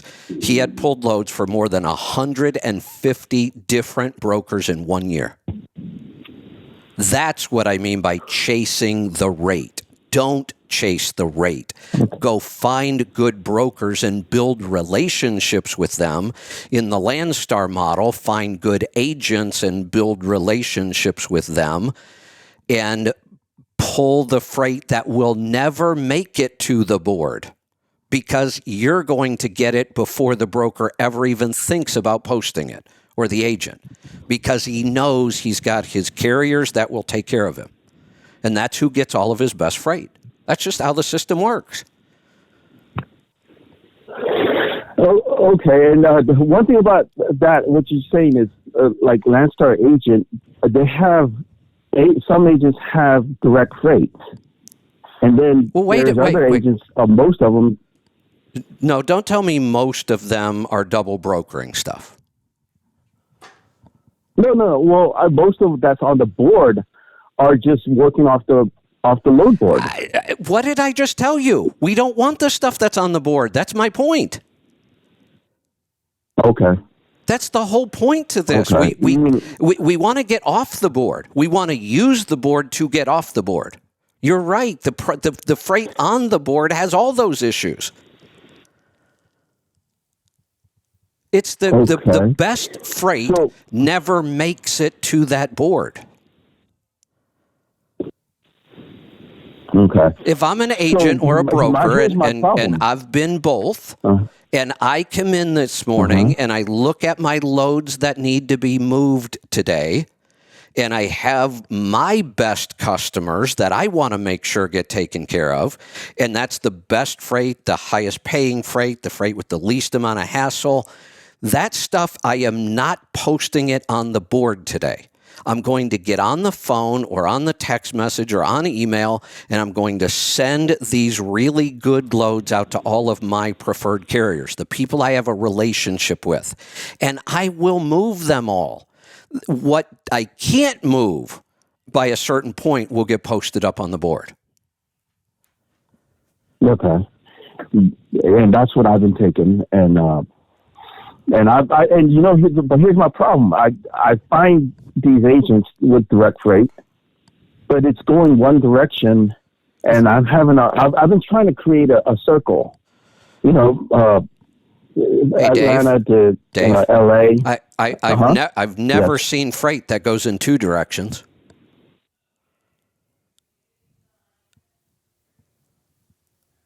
I guess technically that's not true. I just thought about, I used to have several loads where used to do a bunch of automotive stuff where you deliver the freight and then you'd have to bring back racks and things like that. There is some two-way freight. But that is your job. Yeah. That's your job, to build your infrastructure, to build your relationships. First, we focus on outbound freight from the house. Then when we start to develop, this is also a reason why I prefer to have patterns and not just run randomly. So my pattern might be that I start working with a broker or an agent that has freight out of Portland, because that's home for me. And I really like to go to the desert Southwest. I mean, that's my preferred lane of travel. So now I'm going to go down to Phoenix or Albuquerque or wherever, and I'll start looking for brokers or agents that I could build a relationship with on that end of the move, and start seeing if they can find me freight back home. If that leg doesn't make sense, and sometimes it doesn't, maybe I'll pick a third point and I'll do a lot of triangles. So maybe I'll go look at all the rates and lanes. Have you ever heard me talk about studying rates and lanes? Yeah, and this is why I'm going to get back onto This is why, because and now it changes all the time. So I think it does change. So you got to stay on top of it. Now, if I go and I try to build this lane from Portland to Phoenix and back to Portland, and there just isn't enough freight, or the rate isn't high enough, and it's not working for me. Well, maybe I'll do Portland to Phoenix, and then I'll start looking. Oh, look, Phoenix to Kansas City seems to be a really strong lane. Oh, and look, there's some pretty decent freight coming back from Kansas City to Portland. Now I'll make a triangle. Okay, so that's why you want to get on the load board to find it. I mean, to find those things. Then we go find the broker or the agent that controls those loads that we want, and we build our lanes, our triangles, our dumbbells. There's lots of different configurations. We start building the relationships with those agents or brokers to secure that freight. Okay. Okay. All right, cool. So I guess that's what I would do. I don't have to work full time because the rates are lower. Yeah. I mean, I did get spoiled. During, I did make a lot of money. So I don't have to work right away, but well, I could just work half the time. Well, let's think about this. Let's say if we sat down and we look at the amount of money you have, and I'm just going to make up numbers. Let's say that you could comfortably sit out a year and just wait and see what happens.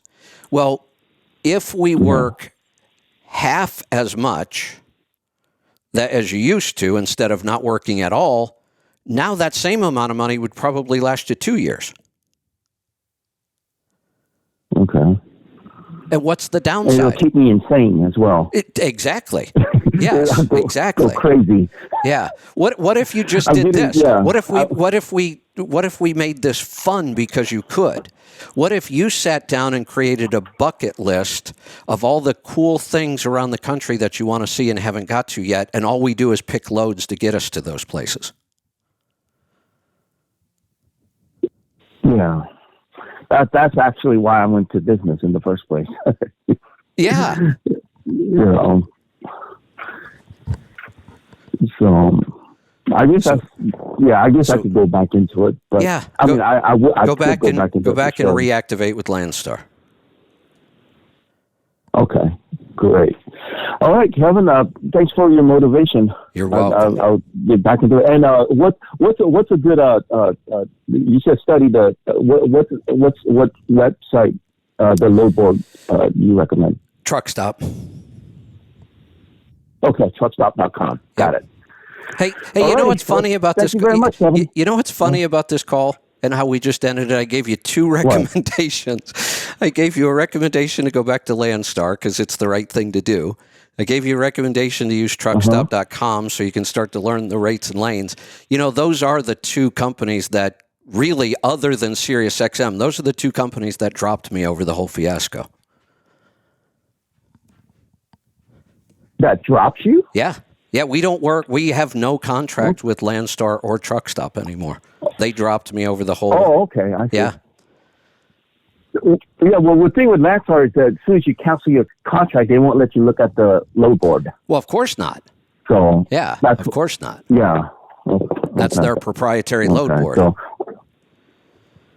okay. All right. Well, I'm going to sign up with a Truck Stop and look and start studying. I guess that's what I could do right now while I'm getting back. Absolutely. Good point. Getting ready to move out of here. Okay. All righty. Well, thank you very much. All right. Take care. Phone lines are slammed. Looks like it might be a long day. That's all right. I asked for it. Let's go to Virginia. Sarah, welcome to the program. Hey, Kevin, I have a quick question about taxes. First of all, I know that you said in the past that things are supposed to be, reimbursements are not supposed to be added into your 1099 income. And I had a situation where we got charged for something accidentally. Somebody put it through and they weren't supposed to. And so we called them up and said, hey, you're not supposed to charge us for this. They said, oh, my mistake. And when they put it back in, they put it back in as revenue. And so I called them up and I said, this isn't revenue. And they said, yeah, but it came out of our pocket, so we have to put it as revenue. Just use the receipt and subtract the expense. Now I'm waiting for the manager to call back, but the way that they were repeating what they said she said to them, they go, this is what we do all the time. If it comes out of our pocket, we put it as revenue. And I guess the thing I came up with on the spot was, but you took it out of my pocket on accident, so should I? Right. So here's what should have happened, and it didn't, but we can still fix this. What should happen is all of these companies, these carriers that use owner-operators, should have this is just an accounting thing. It's just in their own software. They should have a category for reimbursements so that it gets handled properly. Well, okay, so the mistake was they used the wrong category. Yeah. Okay. So if they won't fix it, and many times they won't, then their advice was correct. The fix is you keep the receipt and then deduct it as an expense, and we get the same outcome tax-wise. So their advice was correct. That's how we fix it. They haven't. What's the word? They haven't put out the 1099s yet, so I thought they could fix it before they did. But well, they're kind of like, this is the way we all. Right. They can fix it before the 1099s go out, but most of the time they won't. That's been our experience. Okay. All right. Just wanted to double check. This is also, and this is pretty common. We see this happen a lot. That's why we have a way to fix it. This is also a reason why we tell people you should have a good accounting system. You know how many people end up paying tax on stuff like this because they just don't know? Yeah. Well, so should I, in my accounting, if that's the way we're going to do it, should I move that from the reimbursement line to the income line so it matches my 1099? Yes. Yep, that's exactly what you do. You call, since they called it taxable revenue, you move it to a line called taxable revenue, and then you add the expense, and now your reporting is correct and your tax return will be correct. Okay. Alrighty, just wanted to check on that. Yep. Thank you very much. You're welcome. Pretty common thing. We've been dealing with that forever because these carriers just can't get... If the carrier would do their accounting right, this wouldn't be an issue. Let's go to Texas. Dwight, welcome to the program. Hey, Kevin. Couple things. I'll just touch on the guy with Landstar real quick, since I'm with Landstar and doing a dedicated lane that's paying over $5.50 a mile. Oh, nice. He just needs to stay where he's at, because he's not willing to do any work. You know, I didn't get that overnight. And you got to be in it to win it. So if he can't look at the load board, and my gosh, Landstar, I bet they have 200-300 tools to help you. Oh, yeah. And they tell you how to find those brokers that are not on the load board. This load I pull, it's not on the load board. It'll never be on the load board. Exactly. Right. Never. Right. So, anyway, but I'm doing good. I love it. Excellent. I hate that Landstar don't deal with you, but it is what it is. No hard feelings. If you look at both of these companies that dropped us, and there's a possibility we may end up back with them again someday. We're not totally out of contact with Truckstop.com. We talked to them. I wasn't surprised. These are both very, very large companies, and the bigger companies get, the more they fall prey to this kind of crap. I never expected some of these companies to be quite so woke, but they are, and that's just it. It seems like that happens. The bigger companies get, the more likely it is to see this kind of stuff. But again, no hard feelings. It's not a big deal. I still like Landstar's model. I still think Truckstop is an excellent company. If you need a load board, they have a good one. It's what's happened to business in our country today. So I'm not going to let it change the way I do things. I know. Well, I don't forgive very easily. Now, I'm not quitting Landstar, but because I do like it. And when all this happened with you and others, we didn't dream what these companies would be doing. But that's like right now. I'm getting away from Tractor Supply because they got woke. Yeah. They supported a darn drag queen hour not far from my hometown. So and if you search the internet, you'll find out their chicken feed is my chickens. I was feeding them another feed, and because of some of the shortages, I went to Tractor Supply feed, and I'll be darned, they all quit laying. I mean, I went from getting almost a dozen to barely one. Wow. And so if you search the internet now, so I don't know. This may be conspiracy, but hey, but while I am mentioning chickens, when I was flatbedding. Let's go back a second, because I don't think that's like too far out there or a conspiracy theory. You have proof. I mean, you could probably test this multiple times and probably prove it pretty clearly. But let's think about something. We deal with humans and health. I was just, had a woman on who's pregnant. One of the things we love about what we've been able to do, we've helped couples who have tried for years to get pregnant and they can't. And then we work with them and get both partners healthy. And the next thing you know, they're popping out twins, nice, healthy babies. One of the first things that will deteriorate with our health is our ability to reproduce. It takes a ton of energy and good health to reproduce healthy offspring. All animals are like that. I'm not surprised. You interrupted the nutrition of your chickens, and if they were getting a poor quality feed, I could absolutely see that. Well, I have two friends, local, that went through the same deal. So yes, I feel like it is real. Yeah. So, but I just threw that out there. But I was going to say on the chicken deal, when I was flatbedding, I delivered to a humongous facility. I've never seen nothing like that. And unless you're going to one, you probably won't. Right. Because they hide them. Exactly. But well, they have to hide them. I pulled, yes. Well, you wouldn't know what it is. You would drive by and you'd say, what is in that building that's Right. as wide as a football field, and it's probably as long as 4 football fields, Exactly. and it would equal a 3-story building, and there's 10 of them perfectly in a row. Whoa, man. And they told me there was over 100,000 laying hens in each facility. Now, this is what I was bringing the steel for. Right across this little county road, they're building 10 more that are double the size. So that means we're 200,000 plus chickens per warehouse. So now we have way over 1 million chickens down this road laying hens.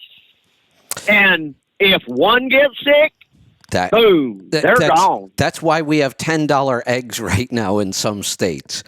Because of sickness, because of avian flu, and it is affecting these big, giant industrial facilities. It's not affecting, look, and even if it does affect, let's say that somehow, the lady that, I get local eggs from, let's say her chickens happen to get this. They tend not to, one, because they're healthier birds to begin with, and they're not in these horrible conditions. But if they did, for small farmers, and look, I'm not saying it would be a great thing, but for small farmers, how hard is it to replace their whole flock? Chickens aren't that expensive. Right. It's not that big of a deal. But what happens when an entire facility like this gets wiped out? Well, there is talk that they're going to start blocking the small chicken raisers, the backyard people.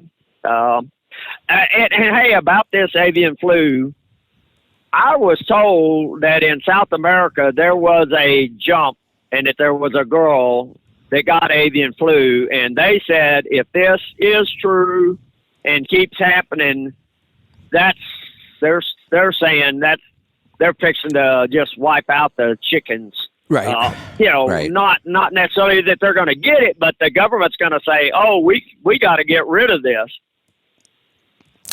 So they're expecting the eggs to go higher. I don't know if that's true. Here's how much higher can they go? Look, eggs are an awesome food. They really are. We should all eat a lot more eggs, but not at $10 a dozen. We shouldn't. Oh, well, that's why I have my own. Exactly. I eat about 12 and a half a week. Perfect. Yeah. That's perfect. I just munched down on 5 of them myself. That's what I had for breakfast. Drowned it in Kerrygold butter, I might add. There you go. And plenty of salt. All those things they told were bad for us. Eggs and butter and salt. That's exactly right. One last thing real quick. My wife got me a Keto Mojo, and I'm trying to get. I'm trying to be a junior Kevin. I can't buy all the monitors, but I have the watch now. She got me the watch from your store, so I'm doing that. Oh boy, driving a truck, and so much for body battery. Yeah, I know. Well, have you ever had yours down to 3? Yes. Well, I don't know if I've ever had 3 and 5. I was going to say I don't know if I've ever seen 3. I kind of thought 5 was the bottom, but maybe not. Maybe you get. I know I've seen 5. Actually, right now we're fighting with something with Lisa. Her body battery's been down to 5 and will not recharge. I mean, there was one night she slept almost 10 hours, and her body battery isn't recharging. She's like showing stress while she's sleeping. and I'm trying to figure out. Me too. Yeah, what's going on with that? Yeah, mine's just. Yeah, I'll be sleeping and you wake up and it's all red streaks. Yeah. You know how it looks. Yeah. Just red. Yeah. Now, we do know there are certain things that can do that. Alcohol will do it in a heartbeat. Eating too late will cause stress. I mean, if you watch your stress levels throughout the day, if you eat a big meal, your stress level goes up. It can go up pretty high because it's stressful for your body to digest things. So if you eat too late. Well, a lot of times, 10, 11 o'clock is when I'm driving the truck. So, yeah, that could be a problem. Yep, that could be a part of it. But I will say I've only had 2.5 weeks now. About 2.5 weeks. So I'm starting to get some patterns. And so I'm watching that. She got me the Keto Mojo, and I'll do the quarterly A1C. Now, my A1C went from 5.5. Now, this last quarter was 5.1. Good. So good. That's excellent. Now, my Keto Mojo, I've only done it one time. She got it yesterday, and I just ate a meal, so I should be doing this in the morning, right? Yeah, but you should be doing it all the time. The one thing I will tell you is, and this is why we recommend a continuous glucose monitor. And the Keto Mojo does both glucose and ketones. And NutriSense is working on a monitor that would measure ketones, a continuous ketone monitor, which would really be interesting if we could get one of those. Blood sugar can be all over the board. You know, you can measure it. Fasting, you're going to get one number. You can eat later on, you're going to get a number. 2 hours after you eat, it's going to be different. If you eat late at night, it's going to change the pattern. If you drink alcohol, you'll see all kinds of crazy patterns. If you work out too hard, you'll see it get interrupted. If you're under too much stress. So the more we study it and watch it, the more we learn. Now, I will say ketones are exactly like that, only 10 times worse.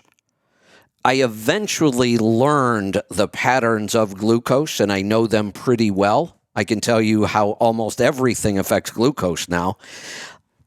Nobody seems to be able to figure out the patterns around ketones. There are no patterns that I can find.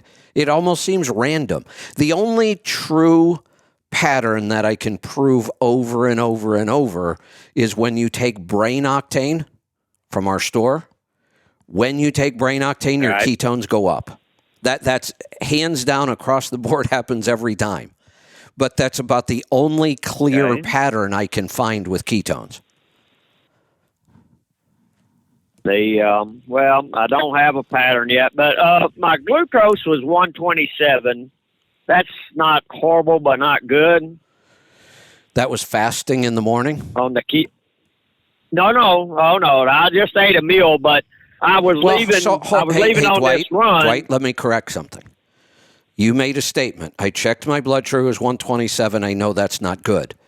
It could be fantastic. If it were fasting, then I could say, no, we need to figure out why it was that high. But if you say, well, I had a meal, well, now we don't know whether that's horrible, good, fantastic. If you just ate a meal that had, 60 grams of carbs in it and you're at 127, that's pretty damn good. Well, it had potatoes and carrots. It was stew. There you go. Beef stew. So 127 may have been an awesome number. And we have to know, was that 1 hour after you ate the meal? Was it an hour and 20 minutes? Was it 2 hours? Was it 3.5 hours? No. All of those things matter. 30 minutes. Well, see, in 30 minutes, it hadn't peaked yet. Yeah. This is why we really like the continuous glucose monitor. Well, I'm working on that. I'm going to switch to that. But I was leaving, and we wanted to get this hooked up to my app and know exactly what I was doing. So I know it's just one time. Oh, no, that's how you start. I'm going to continue it. Yep, that's how you start. Yep. One time. Yeah. Anyway, I'm trying to get there, and then my next step is I'm way behind. I need to call Lauren, but I wanted to get some of these numbers ready, and so I'd have something to tell her. Good. So, Good. Yeah, the more data you give her I'm gonna ahead of do time, that. the better the consult will be. Well, I'm skinny fat. I'm a little bitty skinny thing, but hey, I know can be unhealthy, and I That's know right. there's parts that I am. Well, you're working on it. That's the important part. That's what I want to do. There you go. All right. Well, thanks for your time. You're welcome. Thanks for the call. Let's go to Michigan. Dorian, welcome to the program. Hello. What's on your mind today? Well, you have turned my wife and I into complete Four Sigmatic junkies. Join the tribe. Me too. Yeah, I think I'm about $2,000 deep at this point. But boy, you do have an issue. I also have another.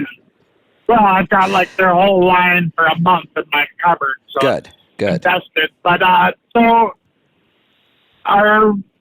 the thing we really react to is cocoa with the elixir, the chill at night. Isn't that and incredible? I'm getting records.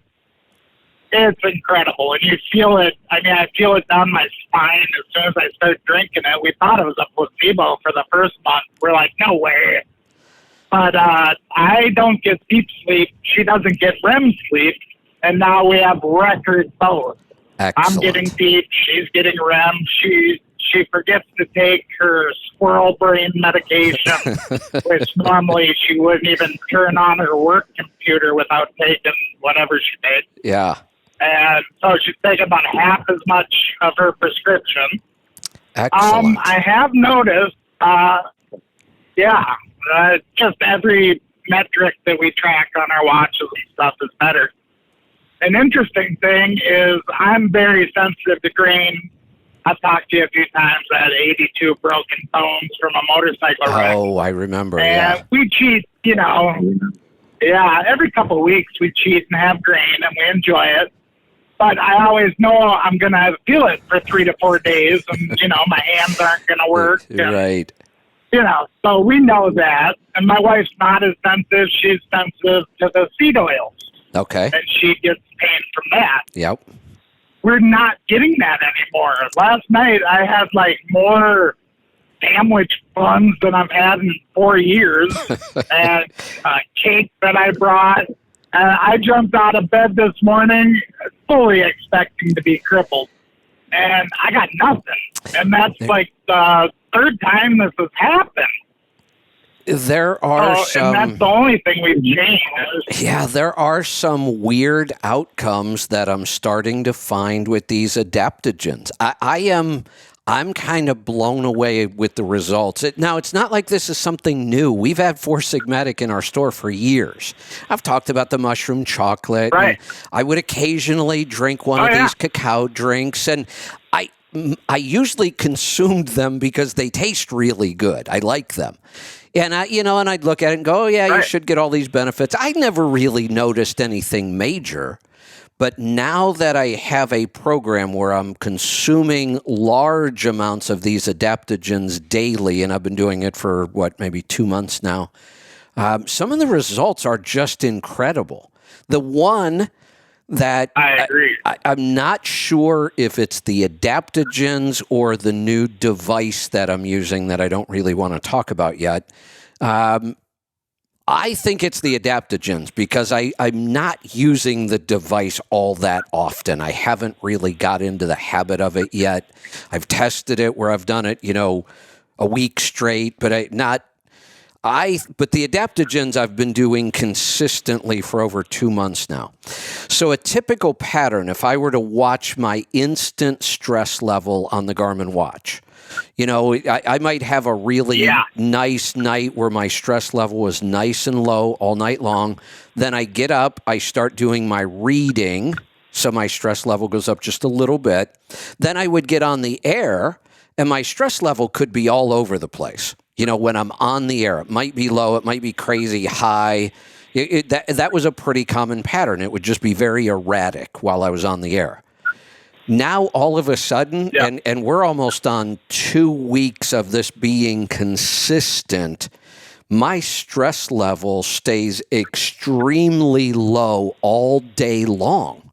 The only thing that really drops my body battery now is physical exertion. If I go work out or I'm active or I'm out shoveling snow, then my body battery will drop pretty quickly.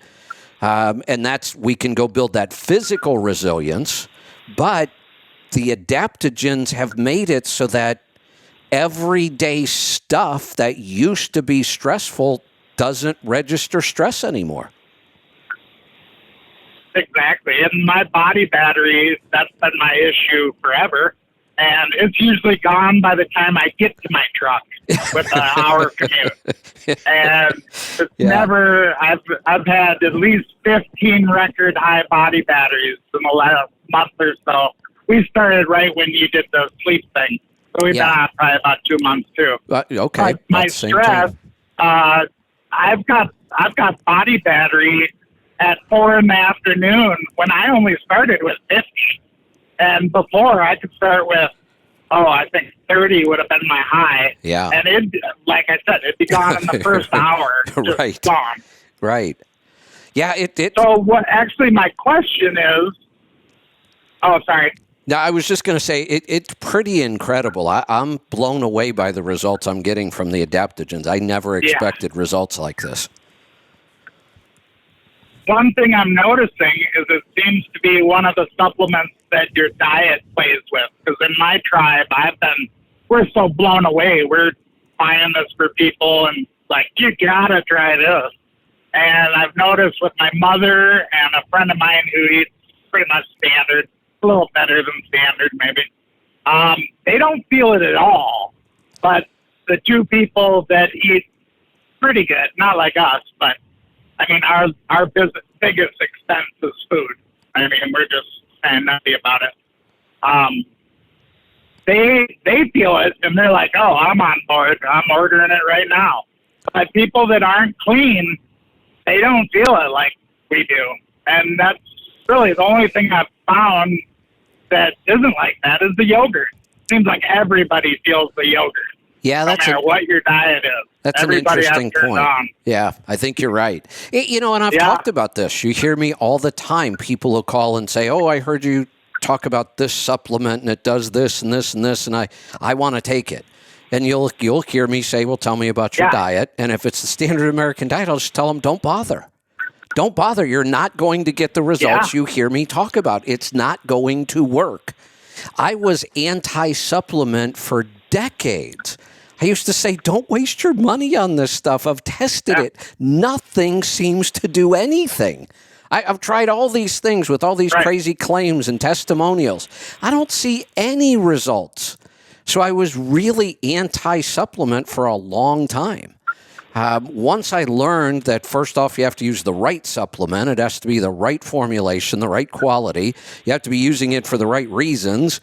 And if your diet is clean, then these things can work. In fact, they're pretty incredible how well they can work.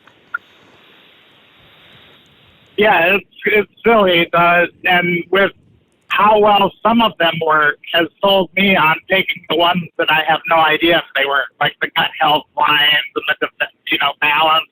I don't really feel it, but the one, like my wife makes me a drink for the ride home. I drive 13-hour days, and she puts, I don't know what she's putting in there, elixirs and protein, and it's pretty gnarly.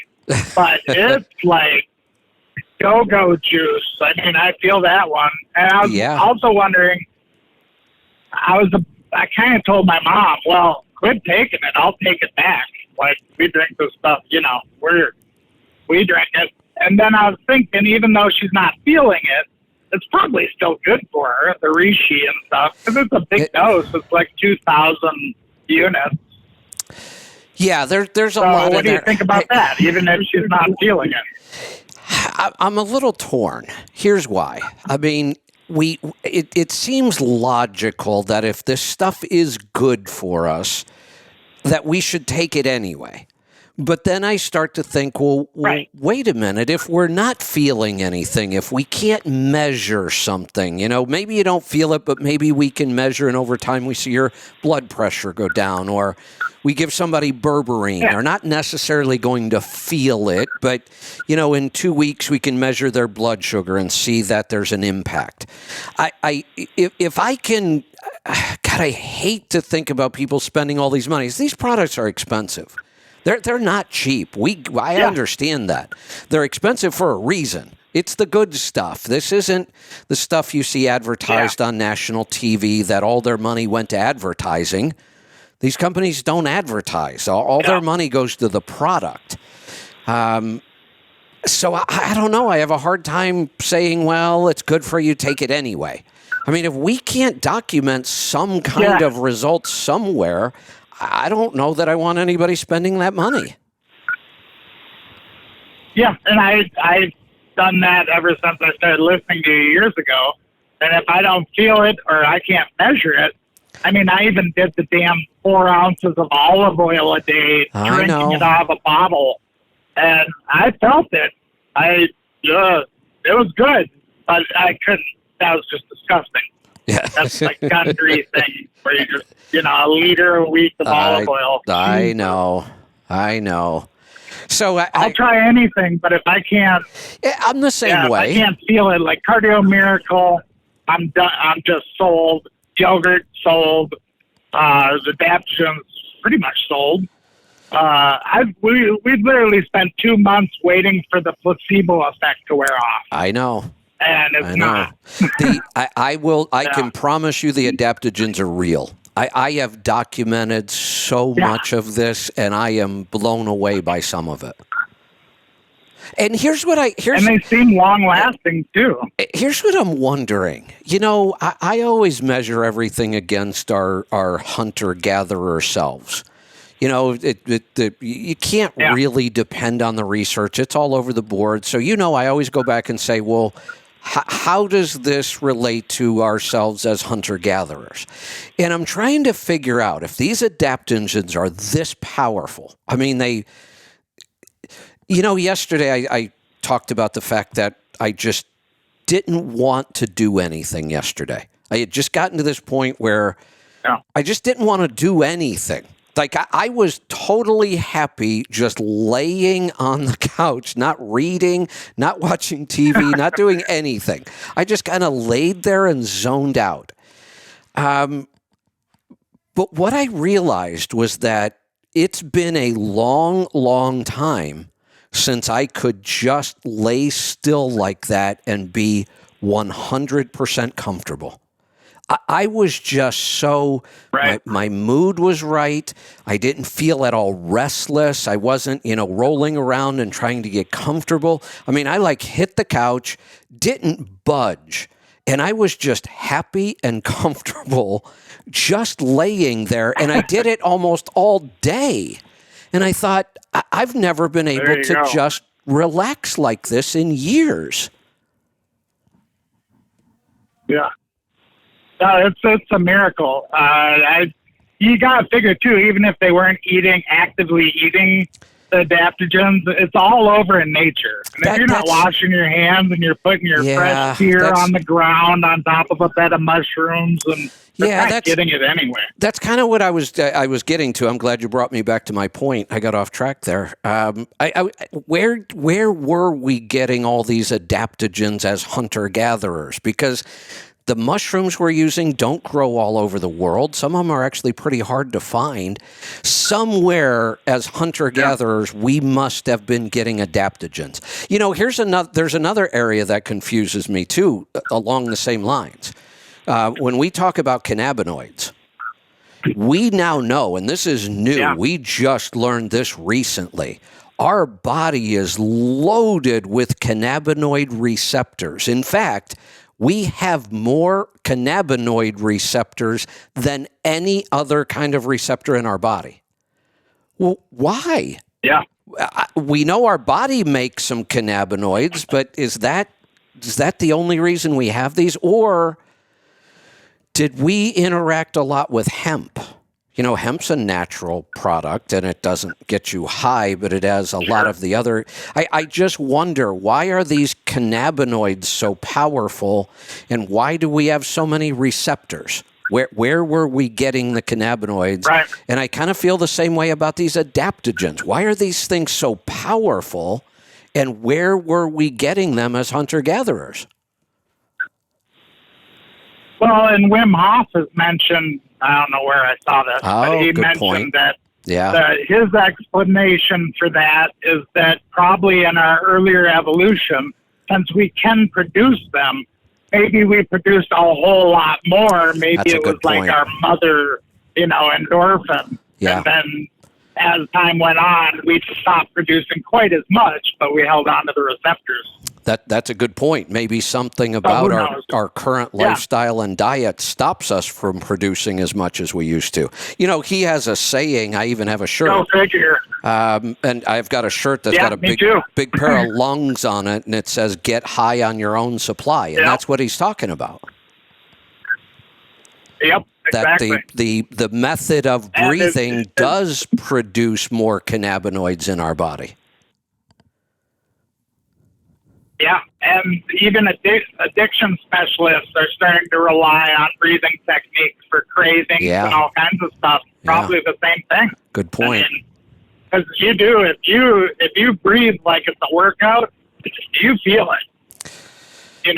Yeah. If you just do it half-assed, you don't. You Oh, feel yeah. a little. But when you try Yes. and you push when you're holding and you do all that, I mean, it's pretty crazy how loopy you can get. It is pretty crazy. You're right. Yeah. You absolutely Yeah. change your physiology. You feel it. Right. Yeah. Yeah. It's hard to push it that hard and treat it like the X bar where you just go to exhaustion. But Yeah. I mean, Yeah. I swear I've had an out of body experience on like round 15 before. I've had a couple of those too. You get some pretty crazy sensations going on. Yeah, I hit my phone and then it's like 4.5 minutes. And I'm like, what? Like that seemed like 30 seconds. Yeah. Yeah, good stuff. Well, I'm glad you're. Okay, well, I'm just wondering. I'm glad you're enjoying the chill cacao. That has become like a really favorite part of my day. Ours too. It's a ritual. And interesting, last night we were at the Vikings football party where we ate all that grain, and my wife was just conked, probably from eating grain.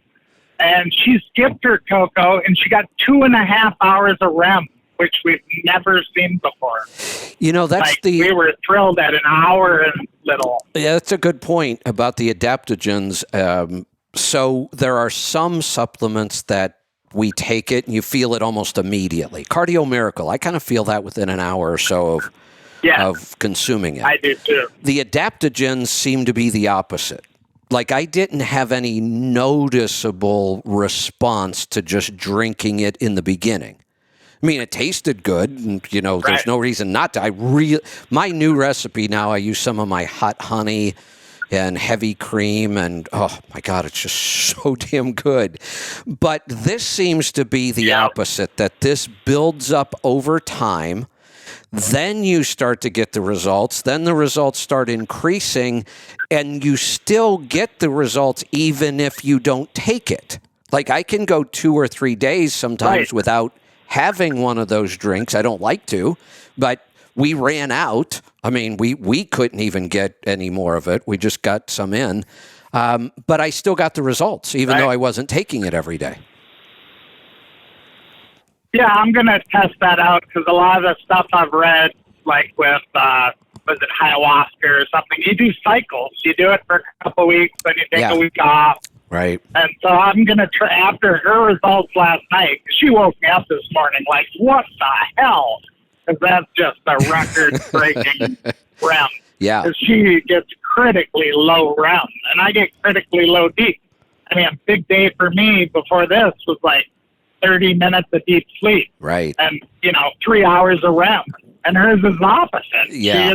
She is, 15 minutes of REM, and that's on a deep. And it just totally does the opposite things It's and for taste wise, we've noticed just a teeny bit of sweetener. I use like stevia monk fruit, and we split the packet in our cocoa every night. And boy, does that wake that drink up. Like without it, it's kind of okay. Yeah, it's a but little. when you just add a teeny bit of sweet, right? It's a little flat. The flavors are really kind of flat. And if the other thing you can put in a capful of Light Balance. The salt in the Light Balance. Okay, yeah, that will really bring out the flavors too. Yep. I'm using I've also done hot honey as my sweetener. But one of the products we're developing right now with Biotics is B8 or inositol. It ends in TOL. That means it is one of the carbohydrates. It is a sugar alcohol. It's about half as sweet as sugar. And inositol is excellent for our adrenals. So this is one of the supplements we're working on with Biotics. And you would put this into any of your drinks for the day. Your NDK coffee in the morning, the chill cacao later on. It's very, very slightly sweet. You know, the amount we put in, you don't put in much because it's a pretty powerful, I'm talking like we start with like a quarter of a teaspoon. The stuff's pretty potent. And a teaspoon would be a lot of inositol, but it's really, really good for our adrenals. So that's going to help the adaptogens work even better. Excellent. Yeah, I'm just blown away. My stress has been my number one, and my weight. I've always been a fatty. But my stress is something that I just can't. I can do long fasts, and with this now, if I don't eat, a couple hours before midnight, I can just watch my stress drop and my body battery just start climbing. And that just wasn't true before. And it's not like I'm stressed out driving, but I am, because I don't feel like I am. But I'm at 93 stress right now, and that's 10 hours of my day. And I've never been able to. Honestly, I don't feel stressed. I'm a dedicated, I drive the same damn road every day. It's not a stressful thing. But for me, it is. But this is the only thing that's touched that besides very strict, clean carnivore and sauna blanket, X-Bar, all that crap, which is like a second job if you're doing all that stuff. I know. It is. But this stuff, I have, it's life-changing. I just wish it were for my people that don't follow this kind of, I just wish it worked without all the stuff we already do. I know. Here is one of the things I will say, and I'm a little surprised by this myself. I put a lot of work into the physical stress protocols, no doubt. I put a lot of time testing things, trying things. They absolutely work. But what I'm getting an even deeper understanding of what's going on here. Earlier I said the only thing that really drops my body battery fast now is physical exertion. Well, guess what you do so that physical exertion doesn't drop your body battery? That's what the physical stress protocol will fix. The more you do the physical stress protocols, the heat, the cold, the breathing, and the resistance, pretty soon you'll be able to do a lot of physical activity without your body battery dropping. Now we can also see our body battery drop from mental stress, and that's where the adaptogens come in. That's where now all of a sudden, you and I have both shown we put ourselves under those same stressors and our body battery doesn't go down. We're not showing stress. So between the two, the supplements that we're working on, and then support it. And then the physical stress protocol, you'll be able to go through a day and whether it was physically active or mentally stressful and not be broken down by that. Right. Yeah, it seems like just bodies. It's the same way I feel about the yogurt. We had to quit the yogurt because we when I diet I talked to you a while ago about, and it works, but like my hair falls out, like, you know, right. And fingernails break and they stop growing. And so we just got back on the yogurt a couple of weeks ago, and after 2 months without it. And that's another thing where it's just like the body just knows that's what it wants. And everything just improves as soon as you start taking it. It's really remarkable. Yeah, I agree. I am now to the point where I'm just, this might be the one area that I say the supplements alone are making a difference. Yeah. That's fantastic. Okay, I'll let you go. I just wanted to, I think I'm going to keep my mom on it just because she's old and there you go. It's not hurting her. Can't and hurt. She was not taking the elixir with the cocoa. Okay. And the cocoa alone, I don't feel. But when I put that elixir in there and get it up to 2,000 units, right. I'm like, it's crazy. Yes. Yeah, good stuff. Yeah. Hey, Dorian, keep me updated on, because this seems to be changing for me over time even. So keep me updated on that. Let's go to Pennsylvania. Gene, welcome to the program. Hey, good day, Kevin. How you doing? Good. What's on your mind today? Hey, well, first I got prompted to call in about the your Landstar driver that called in a bit ago. Yeah. And there, and as another caller had said, there's a lot of tools that Landstar gives us to find, those agents that don't get freight, that never hit the load board. Yeah. And one of those key things is called lane match. You plug in the city you want to find from and to, you select your trailer type, and you look for those results. I just did that over the weekend because I was looking for a particular lane. Yeah. I had an agent that came up that had 107 loads within the last 6 months. Wow. On that lane. Yeah. Yeah, we don't talk about that. Well, we don't talk about Landstar as much as we used to, but it was years ago we did a show and had them come on and talk about their new mobile app at the time, and their technology and tools around this stuff is pretty incredible. It's phenomenal, and whenever you establish those relationships, I told you I have my 2023 Volvo. I'm running around now getting some phenomenal fuel mileage on. I've all but one of my loads since I got this truck, so now going on 2 months, every one but one of my loads has been from agents that called me that the load never hit the load board. And I had 3 of those calls just this morning. One I had to turn down because I had an appointment. I couldn't do it. Another one I had already taken, and then another agent called me again for another load because they didn't know that I had the other load on me yet. But a lot of my freight just comes from those agents that I have those relationships with. Yeah, exactly. And I found some of those are just local to me, and I've stumbled into them. But I have one of my agents bringing one back from Texas and I wanted to find out what's going to get me to Texas regularly because this freight coming back is regular. So I simply did the lane match, and there was actually 2 different agencies that had over 100 loads going the opposite way that I wanted to go, and I called them both up, and we're formulating a plan to bridge that gap. Yeah, and the tools are there. They are. You just have to utilize them. And going down through, and also on another note, with my new Volvo, I went to Cleveland and I loaded 74,000 gross, and went from Cleveland to Laredo, Texas, and I was at 9.2 miles a gallon. Outstanding.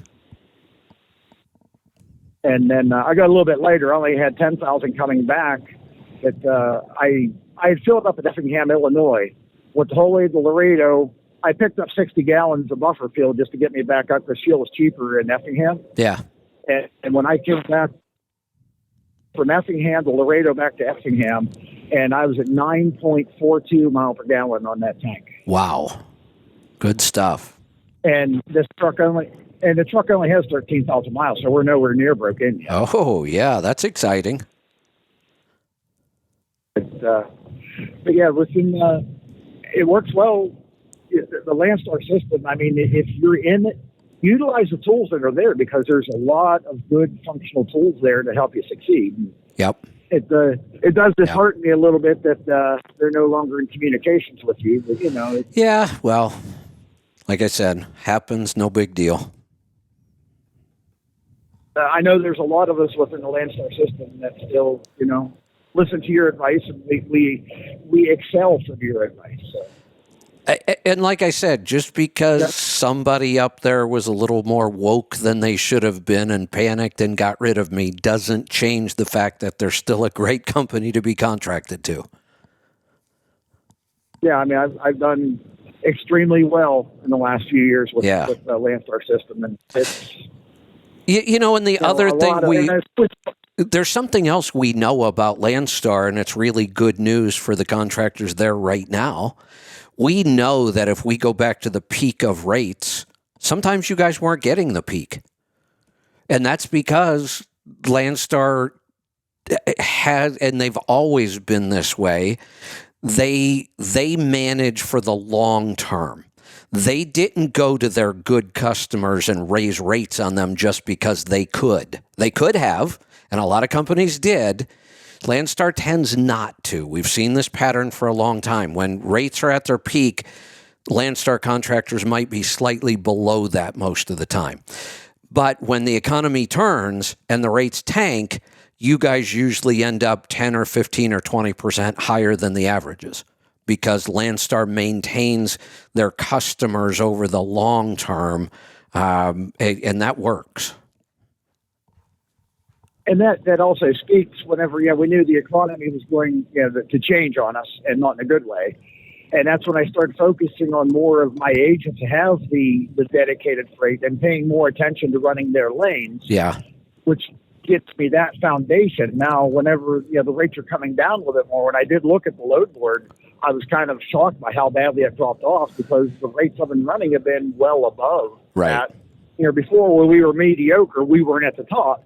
But now, rates are dropping a good bit, and I'm on the upper side of that now. I mean, we're getting good money. We're not getting outstanding money. Correct. But we're getting good money. Yep. And that's a pretty clear pattern with them. Yeah, other than that, that's about all I got. Well, I guess the last thing I just want to do a follow-up. Are you still going through that book on electronics that I lent you? I refer to it quite often. Yeah, it's not a 2-week book. It's a little bit longer than that. Yeah, it's more of a reference. I read through it, and it kind of gives me a much better picture. But then as I encounter problems or issues, I go back to it and try to figure out why we had a weird one the other day. I've always heard about this, but I guess in my mind it never clicked what it really meant. We had a brownout in our town. I mean, I've heard of that. I know California does it. I know there are some states that if you're willing to go on their special electrical panel where they can kind of control the power at your house, they give you discounts, and then they tell you, well, if we need power, we're going to cut your power back. I mean, I've heard about those things. Never dawned on me how that really works. So we had a power outage during the storm a week or two ago, and our power went out, came back on within about 30 seconds, but nothing was working right. The lights were dim. Some appliances wouldn't come on at all. Some would come on and then they'd go off.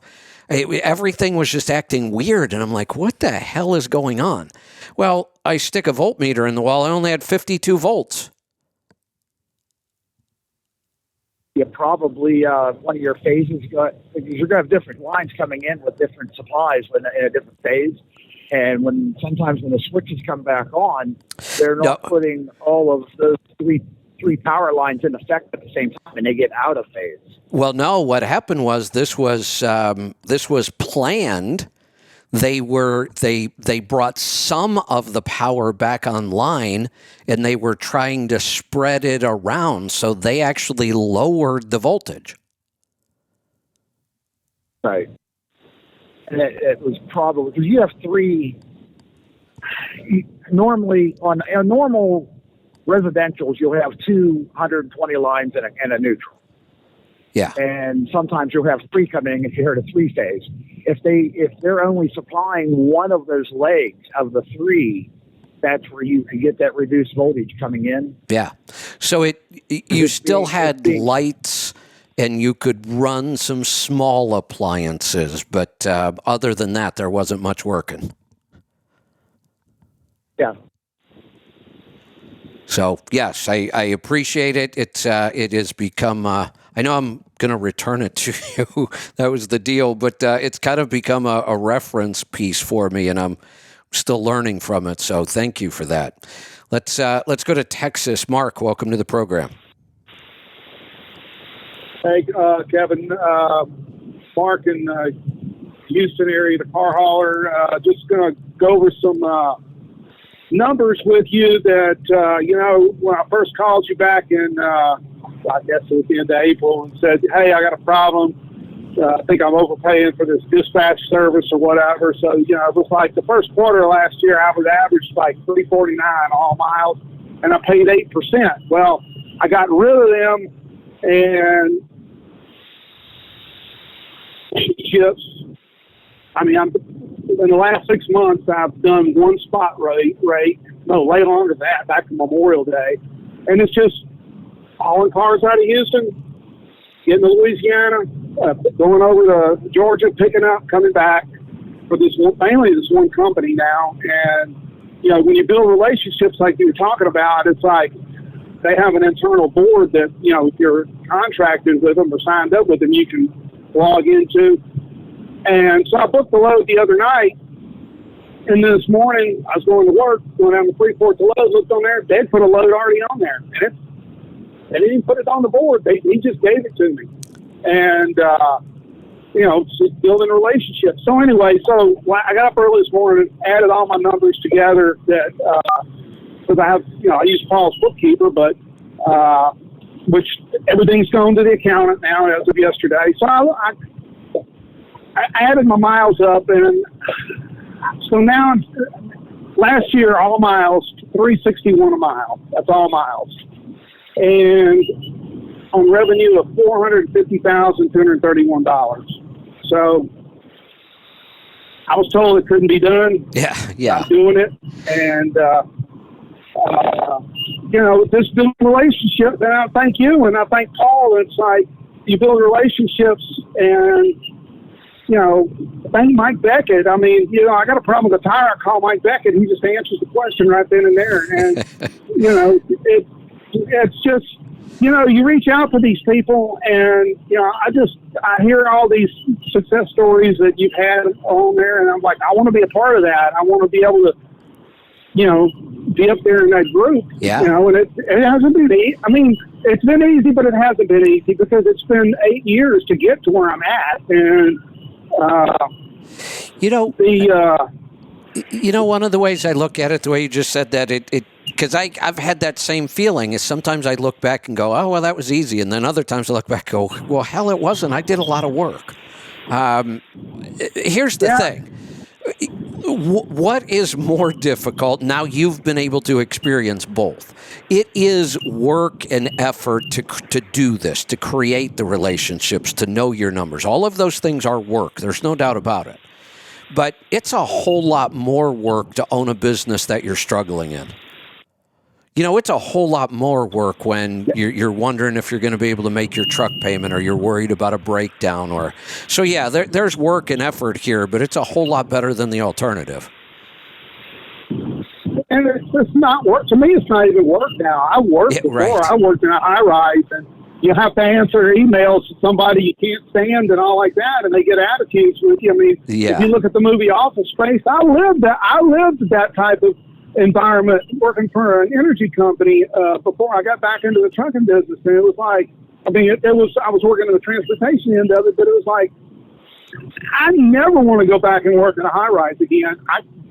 That was just the most miserable thing in the world. Yeah. And now it's like, people's like, you work all the time. I mean, well, it's not really work to me. I'm just out here doing this. And it's like, people pay me a lot of money to get their cars to where they need to go. And here's another thing. It's like, I call these guys and I say, okay, this has been picked up, it's delivered. It's even though it's on the app, it's like I let them know, and it's like here, this is what I'll be getting here at this time, and all like that. And they appreciate that because even company drivers and all. I've been told by some people I work with, another carrier that the lady that if I need work from them, she's like, nobody ever tells me when it's delivered. I send her the BOLs and all like that, and it's like I just because I'm appreciative of what they do or the work they give me. I'll just let them know, hey, I've done this, it's done, it's complete, everything's good. And if I have a problem, well, I am. If there's a problem, I screwed up or whatever. And it's like I don't lie to them, and I'm honest with them. And they appreciate that, and it's like, you build these relationships out there, and it's like, I sit there and I'm like amazed at the fact that I guess I guess they must really like what I'm doing because they keep giving it to me, and it's like, and I've struggled at the beginning of that, I probably was with that dispatch service longer than I should have been with them, but once I got away with them, it's like.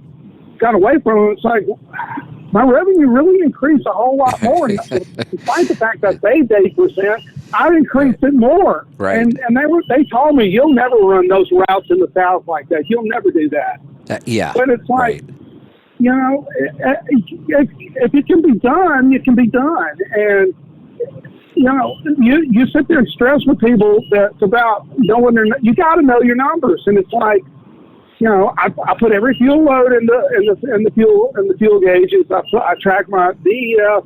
I just do that. It's a habit now, and it's like, if I look for patterns of things going wrong, and it's like, I built a relationship with Pittsburgh Power. I use the Catalyst. I use all the tools that you presented out there, NASTC fuel card, all of that, and it's like,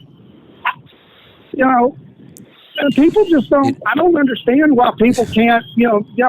Look at what you say and go ahead and just.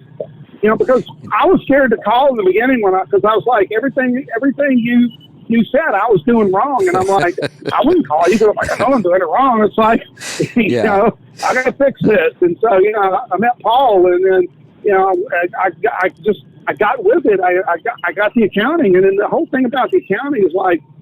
I knew what my end numbers were. I just had to put the miles together to get miles, and it's like, and when you have that, and what you're going to have this revenue, and it's like I paid off $40,000 in credit card bills last year. It was pure debt, gone out of the way. Don't have to worry about that no more. That's so awesome. So yeah. Hey, you know what? So I just really appreciate you and everybody that participates. Well, you're welcome. I appreciate the tribe and all the support we get. You know what I see as one of my biggest challenges in 2023? I don't know. And I say this kind of tongue-in-cheek, but not completely.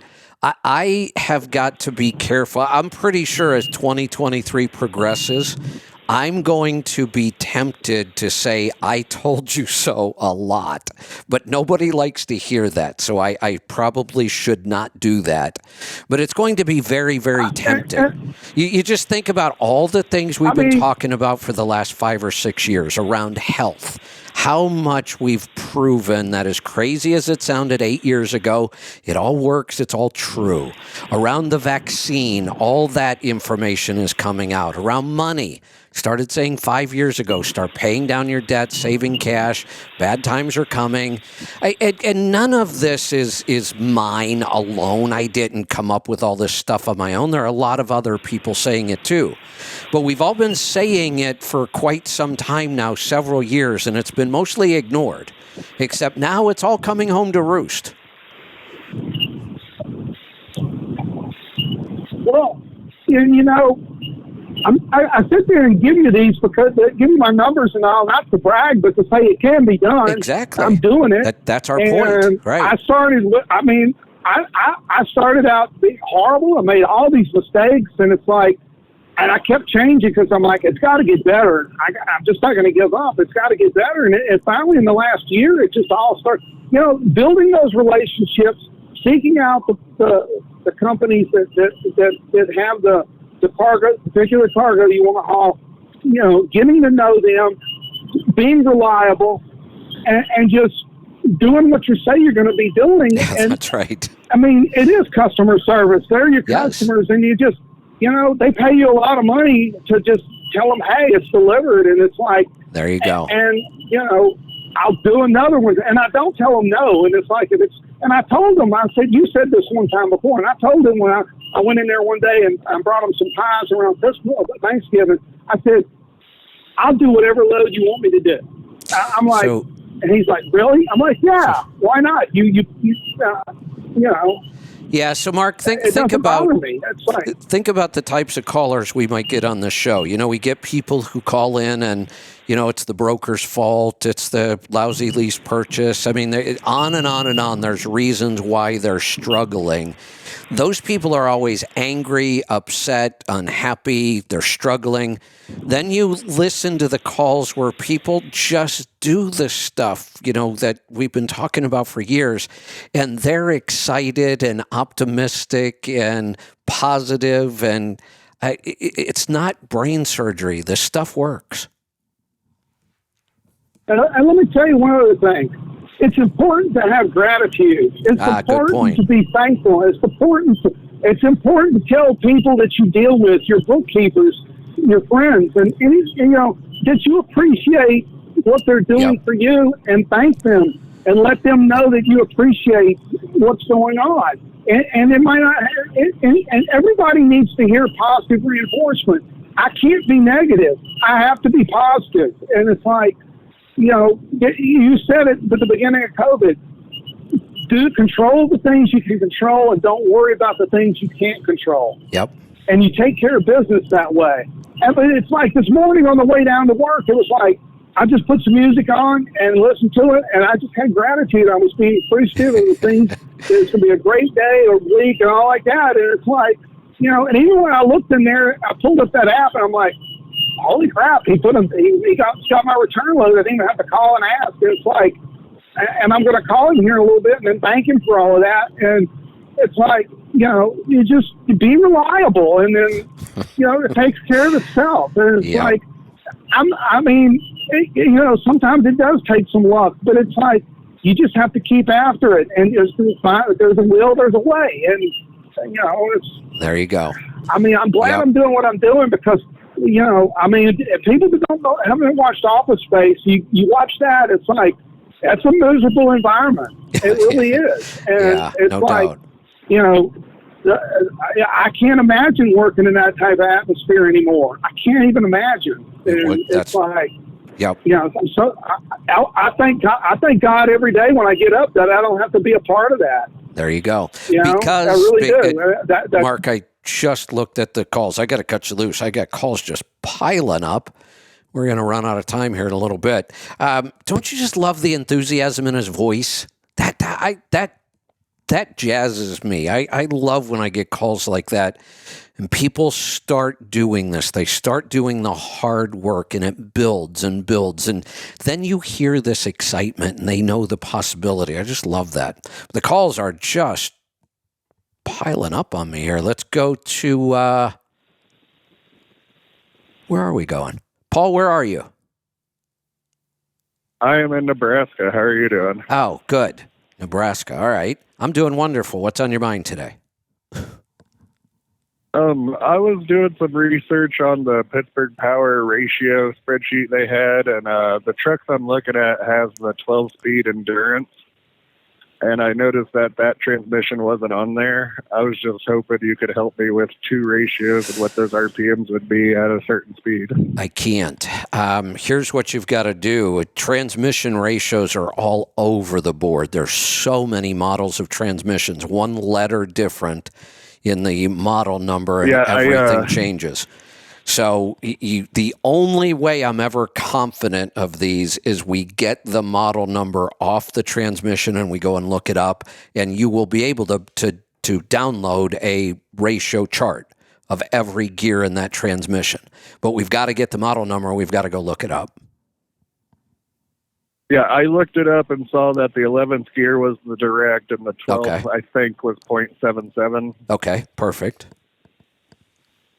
And all I needed to know was that with the 22.5s at 67 miles an hour, with two different ratios is what I've been finding for the truck I'm looking for. What ratios? 264s or 279s. Tell me about your operation. I am hauling feed and feed ingredients, grossing $80,000 in van, doing the Midwest. Okay. Nothing off-road? Every once in a while I go to a farmer's land, but that's just dirt roads, nothing too crazy. Not a big deal. I would just ignore the 279s. I would just go with the 264s every time on this one. Okay.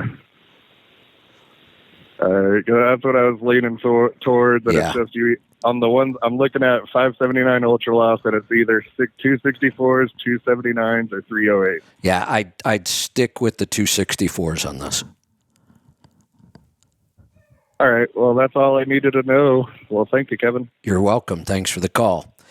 Let's go to Texas this time. Danny, welcome to the program. Good morning there, Kevin. A quick question. This is the first time I've been on this program with you since you're on this one. Do I need to turn the speaker off and have it on regular phone? No, you sound okay. Go ahead. Okay. I just wanted to make sure there. Hey, I have a little girl. She's 7 years old, and like about a year ago, she had like a panic attack. I guess it was an anxiety attack. And we tried to get her with the naturopath doctor in our area, and she prescribed her some stuff from it was like and I don't have the name because she didn't use it that much, but it was a natural herb, and it was kind of where she would drink it, and it was giving her like where the natural herb, the reactions for her is she was getting like where she couldn't eat the regular food because it was as soon as she ate the herb, I guess it was like kind of like riled up her stomach, I guess, where she wasn't really wanting that. She had her appetite, I guess, for regular food. So we stopped it after a little bit, and I've never really been able to find another natural doctor around that area to get something else or find out what went wrong or whatever. But what I was wondering is that she has like to me the heartbeat is kind of fast, but the mother was saying that the little kids that they have different heartbeats from ours. Do you know anything about that their heartbeats are faster than adults?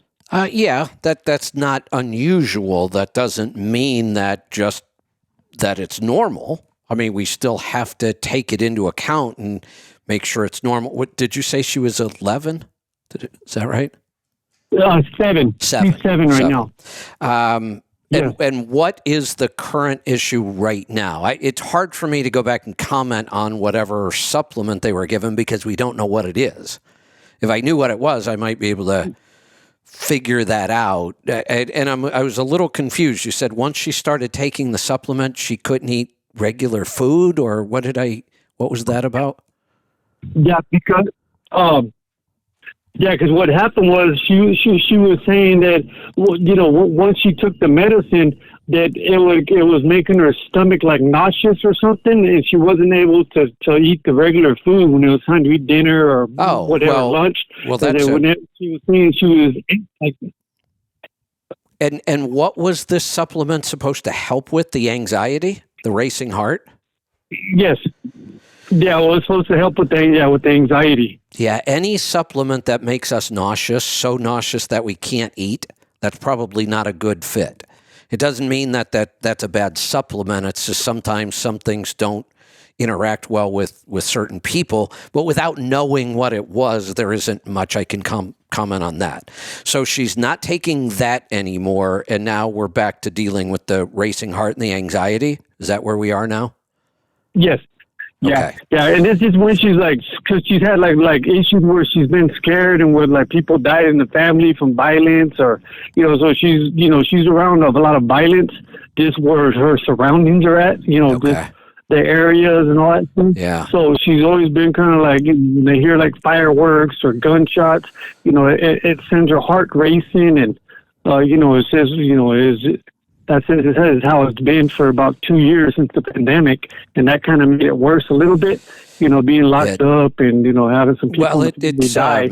But it's criminal what we did to our children with the mask mandates and forcing them to wear masks and then keeping them out of school and keeping them out of their activities. This is become a very, very big problem for our children. And speaking of that, there's one other thing I have to ask. Did she get the vaccine?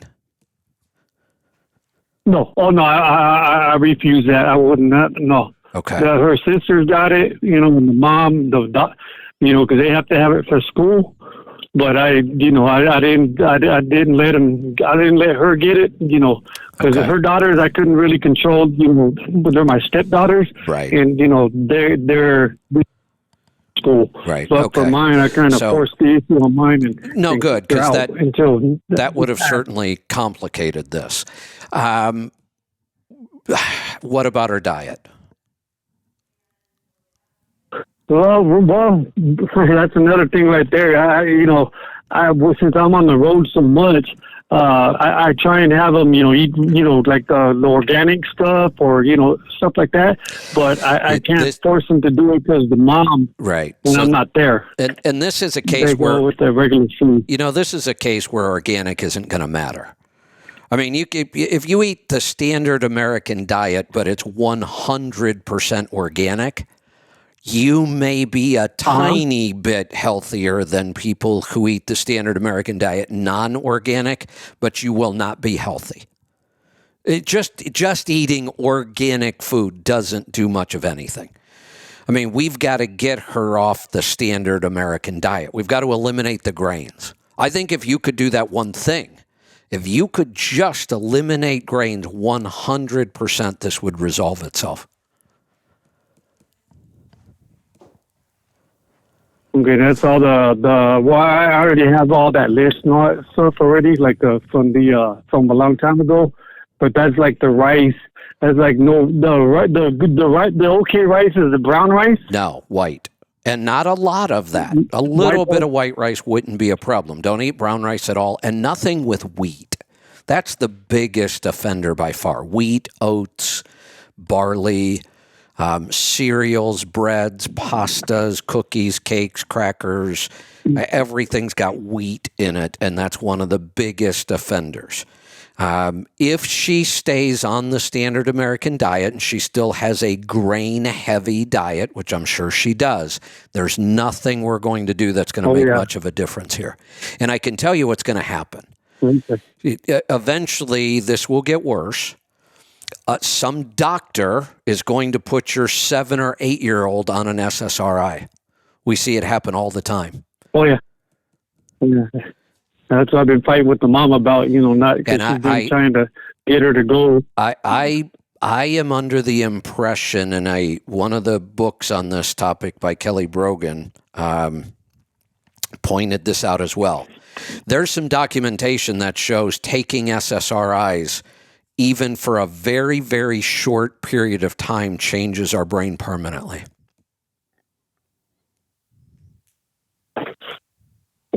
Oh, yeah, we don't want to do that. So you got a smart brain. I can promise you if somebody puts her on SSRIs, she might get a little bit of relief in the beginning. Eventually, it won't work. They'll start adding other medications, and her health will be wrecked. We want to do everything we can to avoid somebody putting her on some sort of mental health medication. They just don't work. Her issues are diet, and the anxiety can be resolved with diet alone. But if you don't change the diet, I'm not sure that much of anything is going to help. Is it going to get worse? Yes, it will. Yeah. Well, maybe I'm going to try and see if I can start looking around for another one, because the lady that was helping her out, she just disappeared and all. She disappeared because she was out of Austin, and she was doing like a telehealth, or like she'd come to like El Paso area every once in a while, because that's where she was originally from. So in between going back and forth to Austin, we lost contact with her, and she never responded back. So it was after that she was going to try and figure out what happened with that medicine that she had prescribed her. But we never heard nothing back from her after that. What happened there? It's not that I'm against working with somebody, because it certainly can help a lot. But honestly, this is a case I don't think it's necessary. Again, that doctor obviously didn't push much on the diet issue, right? No. Yeah, so I can promise you, if you don't address the diet, you're not going to resolve this. So honestly, we don't need a doctor. We don't need a bunch of supplements. We don't need a bunch of blood work. The single biggest thing that's going to make this better is her diet. And if we can't change her diet for whatever reason, then don't waste your money at a bunch of functional medicine doctors who are just going to keep loading her up with supplements. And then you'll go to a new doctor, and that doctor will go, and I'm talking about functional medicine doctors here, or naturopaths. They're not all good. Obviously, this one wasn't. If she wouldn't address the diet and thought these supplements were going to help, and then they made her nauseous, I mean, that's not a very good track record. But I just don't think a doctor's necessary here. I mean, really, fix her diet. Get her off of the standard American diet. Hell, honestly, if we could get her to eat carnivore, I can't imagine how hard that might be for a 7-year-old girl coming off the standard American diet, but carnivore would fix this pretty damn quick. And that's just the meats, right? Just the meat, animal greens. Products. No, not greens. Animal? Not greens. No vegetables? Not if we're sticking with carnivore. The fewer vegetables she eats, the faster this will resolve. The more animal products she eats, the faster this will resolve. Meat, fish, eggs, cheese, dairy. Okay, meat, okay. And bacon? Bacon's good for... Is it meat? For meat? Yeah, bacon? Sure. Pork? Sure. I love pork. Okay. All righty. Well, we'll get that thing. And you wouldn't have to know where you can find out what a regular heartbeat should be for a 7-year-old, do you? What's her size, roughly? Height and weight? Oh, boy. I don't even know. To be honest with you, I don't even know. She's tall and skinny. Yeah, well, okay. So if her resting heart rate is in the 80s, that wouldn't bother me at all. Mine's in the 40s, low 50s. But if hers were in the 80s, that wouldn't bother me at all. What kind of numbers is she spiking at? I don't even know. To be honest, I tried to have the mom go take her down, and I don't even know what they're. I just know they're rapid. It's a constant rapid. So and I don't know, I trying to get the mom to go down there and take her to the... This could be a specific food reaction. There may be a food in her diet that she's eating every day, and that one food could be the cause of that racing heart. Now, you could do a food sensitivity test. And if it turns out we can find that culprit by testing, and if we can, maybe not change the entire diet, but if we can get one food out, we might be able to make some improvements. Okay. Maybe we can try that out right there. Yeah. You can. We have a food test in our store. It's called the FIT test, FIT. The FIT test. I got to writing that down. I'm sitting down right now. FIT test. Yeah. So if you do a FIT test, and then you can call me, and we'll go over it. We should be able to, if there is a specific food causing this, and it could be, this test should identify it for us. Okay. Perfect. There. Well, I appreciate your help there. And one question for you there. One more quick one. Do you remember the shocks down there? I was trying to remember the name. I couldn't remember them for nothing. The ones out of Rocky Ford, Colorado. Road King. I know those guys I think they went out of business, right? Because I was having issues trying to fix some shocks for me last time, and I don't think they're up and going anymore. Have you ever heard of that HD Bulldog shocks? I don't think I have seen those, no.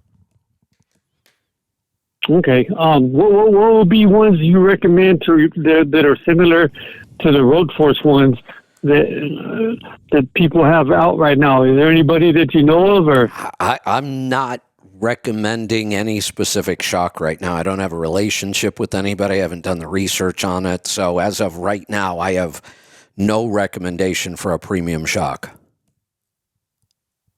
Okay. All righty. Well, that's all we had there. I appreciate you guys, and have a good day there. Appreciate your help. Thanks for the call. Let's go to North Carolina. Jeff, welcome to the program. Hi, Kevin. What's on your mind today? I got a question about draining my oil. Bruce called me last week, and he went over my oil sample, and he said I got to get my oil out of there because my silicon is like at 28. Oh, yeah, you got to get that out of there. So he wants me to go over the piping from my air filter to the turbo, make sure I'm not got a leak there. Now, let me ask you one question, just so we're not chasing the wrong thing here. Had anybody opened up that engine recently? No. Okay. Then this is dirt, and we got to find where it's coming from. So Bruce's advice is exactly what I would have told you. Okay, so here's my question. Now, he called me and asked me if I seen that sample, and I had left home on the 22nd on vacation, and I didn't. It kind of slipped my mind, and when he called me about it, I went back through, and somehow it got to my junk mail. But then we went over it, and that truck's been sitting since the 20th of December. I'm headed back home now. To drain that, would it hurt anything since that's been sitting for practically a month just to open that up and drain it out overnight? Or should I start it up and warm that oil up before I drain it? I always like to drain oil hot. We just get, better results. Less is going to cling to the engine parts. And what engine is this? MX-13. Okay, that one. The ISX is one I really like to do that with. That seems to have all kinds of galleys everywhere that holds oil. But I don't like to drain cold oil. I would bring it up to operating temperature and then drain it. Okay. Especially, and this isn't a huge deal, but silicon sometimes we have a hard time getting rid of. And that's why I mentioned the ISX. Sometimes it'll really hang around in the ISX because it's hard to drain that engine completely. So we want to make sure we get this oil drained the best way we can. Okay.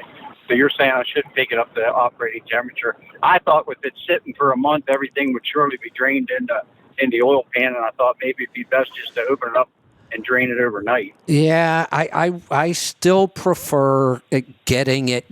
There are deposits that could be hanging out, and I prefer to get that oil circulating, hot, and blended. Kind of is what we mean. That we get all of the contaminants kind of incorporated into the oil, and then get it drained out.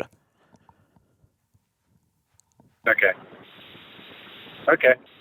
And I got one other question then. That truck originally had a 9-speed in, converted to a 13. Before it was converted, its 7th gear was the direct drive.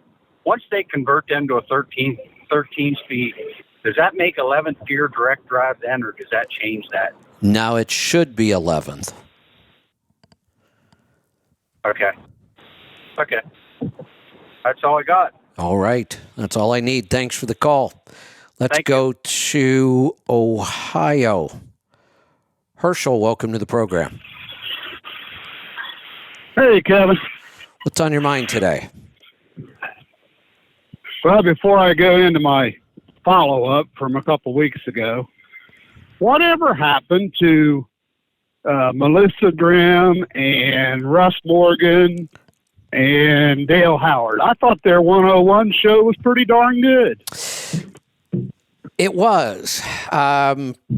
Dale's still around. We haven't heard much from Dale, so I'm not really sure why. I know Russ and Rebecca are still around. I know Lisa talks to Rebecca occasionally. Seems like I just saw them within the well, maybe not.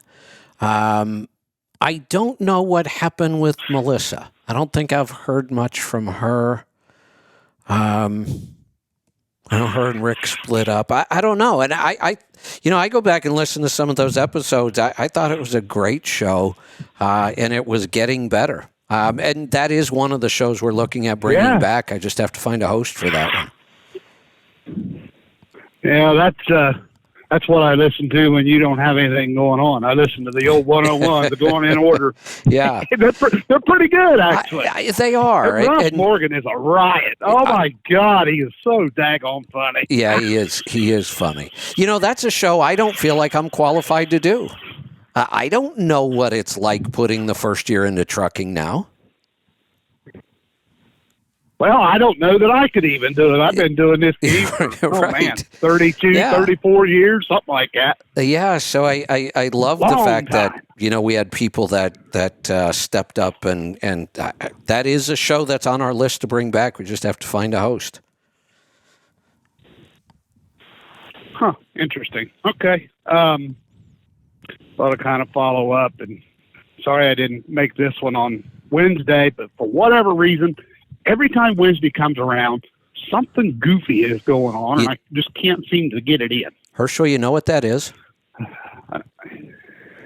What? That is what Stephen Pressfield refers to as the resistance. That's the world conspiring against you. Yeah, there you go. It is. It's the resistance. So, the resistance, there you go. I like it. Yeah. When it comes to, when I talked to you before, well, before I go there, this guy, I've known this guy forever. I known him, he actually trained me as a salesman 30 years ago before I started in the big trucks. And since retiring from that job, believe it or not, I used to run a potato chip route. That's what I did. Oh, okay. Yeah. Since he quit, he has went on, and he really did do the formal, go to the university education, the whole 9 yards. He is a psychiatrist now, but he does it more as part of his mission because he is a pastor. Okay. So he don't want anything for it because it's just his way of giving back. Got it. And I don't know that he would want to try to prescribe any pharmaceutical, which I don't want to do anyway. Right. What do you think about that as being an outlet for me just to talk to Phil, and maybe he can scramble my eggs so they look like a egg that wasn't broken and cracked? I don't know. Absolutely. Yeah, I wouldn't not do it. I would go give it a try, see how it goes. I'm with you. Pharmaceuticals are out. I don't believe I believe even less in pharmaceuticals for mental health issues now than I do for all the other issues. I mean, I'm that much of a believer that there aren't any drugs that solve this for anybody. That this is a metabolic, issue. But talking that actually can have an impact if they're good, and maybe he is. And if he doesn't want to accept anything for his services, find out, if you can, what one of his favorite charities are and make a donation to him. But yeah, I would say give it a shot. Okay, and then when I talked to you a couple weeks ago, you mentioned some new supplement stuff, and I've heard you reference it from time to time. I think you call it adaptogen, and it sounds to me like that they have a lot of mushroom at their base for an ingredient. But my question around that is, I was diagnosed as a child with allergies. Grass, trees, dust, mold, pollen, dogs, cats, blue cheese salad dressing has mold in it. Sulfa. I took allergy shots twice a week. So and mold is what a mushroom is, really. So I don't know if I dare even fungus. try that stuff. Fungus and molds are two very different things. Okay. They're both living, but they're very, very different things. Okay. So I would try the adaptogens. In fact, I'll give you a very specific recipe to try. 2 of them, actually. So are you doing a morning drink at all, like an NDK coffee? Just coffee black, straight up. That's it. How come? I don't really have a good answer for that. Have you ever tried NDK coffee? I did. I thought it was a little weird. I don't know why. Basically, what it comes down to is in my head. So, well, I have another idea for you then. I think so screwed up. Oh no, go ahead. I want to hear this. I don't care anymore. Oh, okay. I actually said something to I actually said something to my wife the other day, and when I try to talk to her about things, she kind of gets a little huffy because she is extremely blunt. She's very smart, extremely blunt, and she basically says, "Pull your head out of your ass. It's not that big a deal. Who cares?" She's one of those kinds. That's not bad advice. I actually said to her the other day, I said, because she thinks I'm about half nuts above what maybe I really am. Yeah. I said, Jenny, my only worth, and this is where I am, my only worth to this society now is the money that I can make going to work. That's it. I bought this other truck, and it's, oh my God, this thing has raped me on repairs, yeah. $18,000 in the first 8 weeks. Yeah. But that's down to where I'm at. My only worth is the money that I can make, and now I'm not even doing that hardly. Got it. My profit gauges is oh my God. Yeah, well, let's not talk about you may be one of the few calls I'll ever say let's not talk about your profit gauges.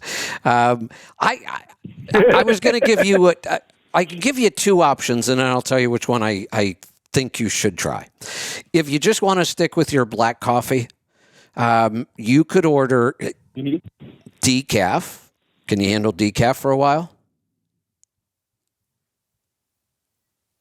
Regular decaf coffee? Yeah, I got some in the cabinet. Okay, so in our store, we have a decaf ground coffee. You're just buying coffee. It's a decaf, and it's got the reishi infused into the beans itself, into the coffee itself. So you could just drink that black, and you're going to get reishi. That's one way, and I would recommend you try it. And I'm going to give you another drink in the evenings. The other option would be try the NDK coffee. And I would try have you ever tried Brain Octane? Do we know if you're sensitive to it or not? I have some at home in the cabinet, and for whatever reason, I don't use it. And I think at the root of it, and I've actually let my vitamin D expire, dumbass. So I need to get some more of that. I guess maybe in my head, I'm down to just, well, pardon the French, but fuck it. It ain't working anyway. No, I know, and that's what I'm trying to get past. And that is your brain malfunctioning. Your malfunction is causing you to malfunction more. Do you know what I mean? Right. Well, I can tell you one other thing that is maybe a clue to you about where I'm at. You know them lighters that you can light your gas grill with? It's like a really long cigarette lighter. Yeah. If I was a firecracker, you were going to light my fuse, you better have one of them dudes that's about 4 feet long, because I'll probably blow up before you can get away from it. My fuse is so short anymore. Just that makes sense. Ridiculous. Now that makes sense. When you get to that point where things don't really matter much anymore, then you will be frustrated and angry all the time, because your mind is like, why the hell am I doing any of this stuff? And you're just aggravated. So that makes total sense. Doesn't surprise me. Ketones are really, really good for our brain. And I want to start doing everything we can to get your brain functioning better. And ketones will do it. And the best way to get the ketones for me is in the NDK coffee in the morning. So I would recommend the butter and the brain octane. And then we could also, now that we've got this mix going, we could add the reishi elixir. The elixir is almost pure mushrooms, and we add it to our coffee in the morning. Or we can add it to the evening drink we do, either one. But this way, you're going to get reishi in the coffee, the decaf coffee. You're going to get reishi in the chill cacao that we're going to make at night. And then we can add the super reishi, which is the elixir, to either the morning or the evening drink, whichever one. I have a feeling. Right? And you think? I am going to predict that within about 2 weeks to a month. This doesn't happen quickly. This takes some time. I don't know if we have to build up certain levels or what's really going on, but in the beginning, you might not feel much of anything. And then all of a sudden, and did you hear the caller earlier that talked about starting this and all the changes? And I mean, he started it about 2 months ago. I did, but mushroom, and here again, this is my negative ass mind. Here we go again. But mushroom, I've done 2 food sensitivity tests, and both of them brought up mushroom. Do you think I dare try it? So the reishi and the mushroom part. So have you ever eaten mushrooms of any kind? I freaking love mushrooms, especially them morels you find in the woods. Oh man, my God. Yeah, I love morels.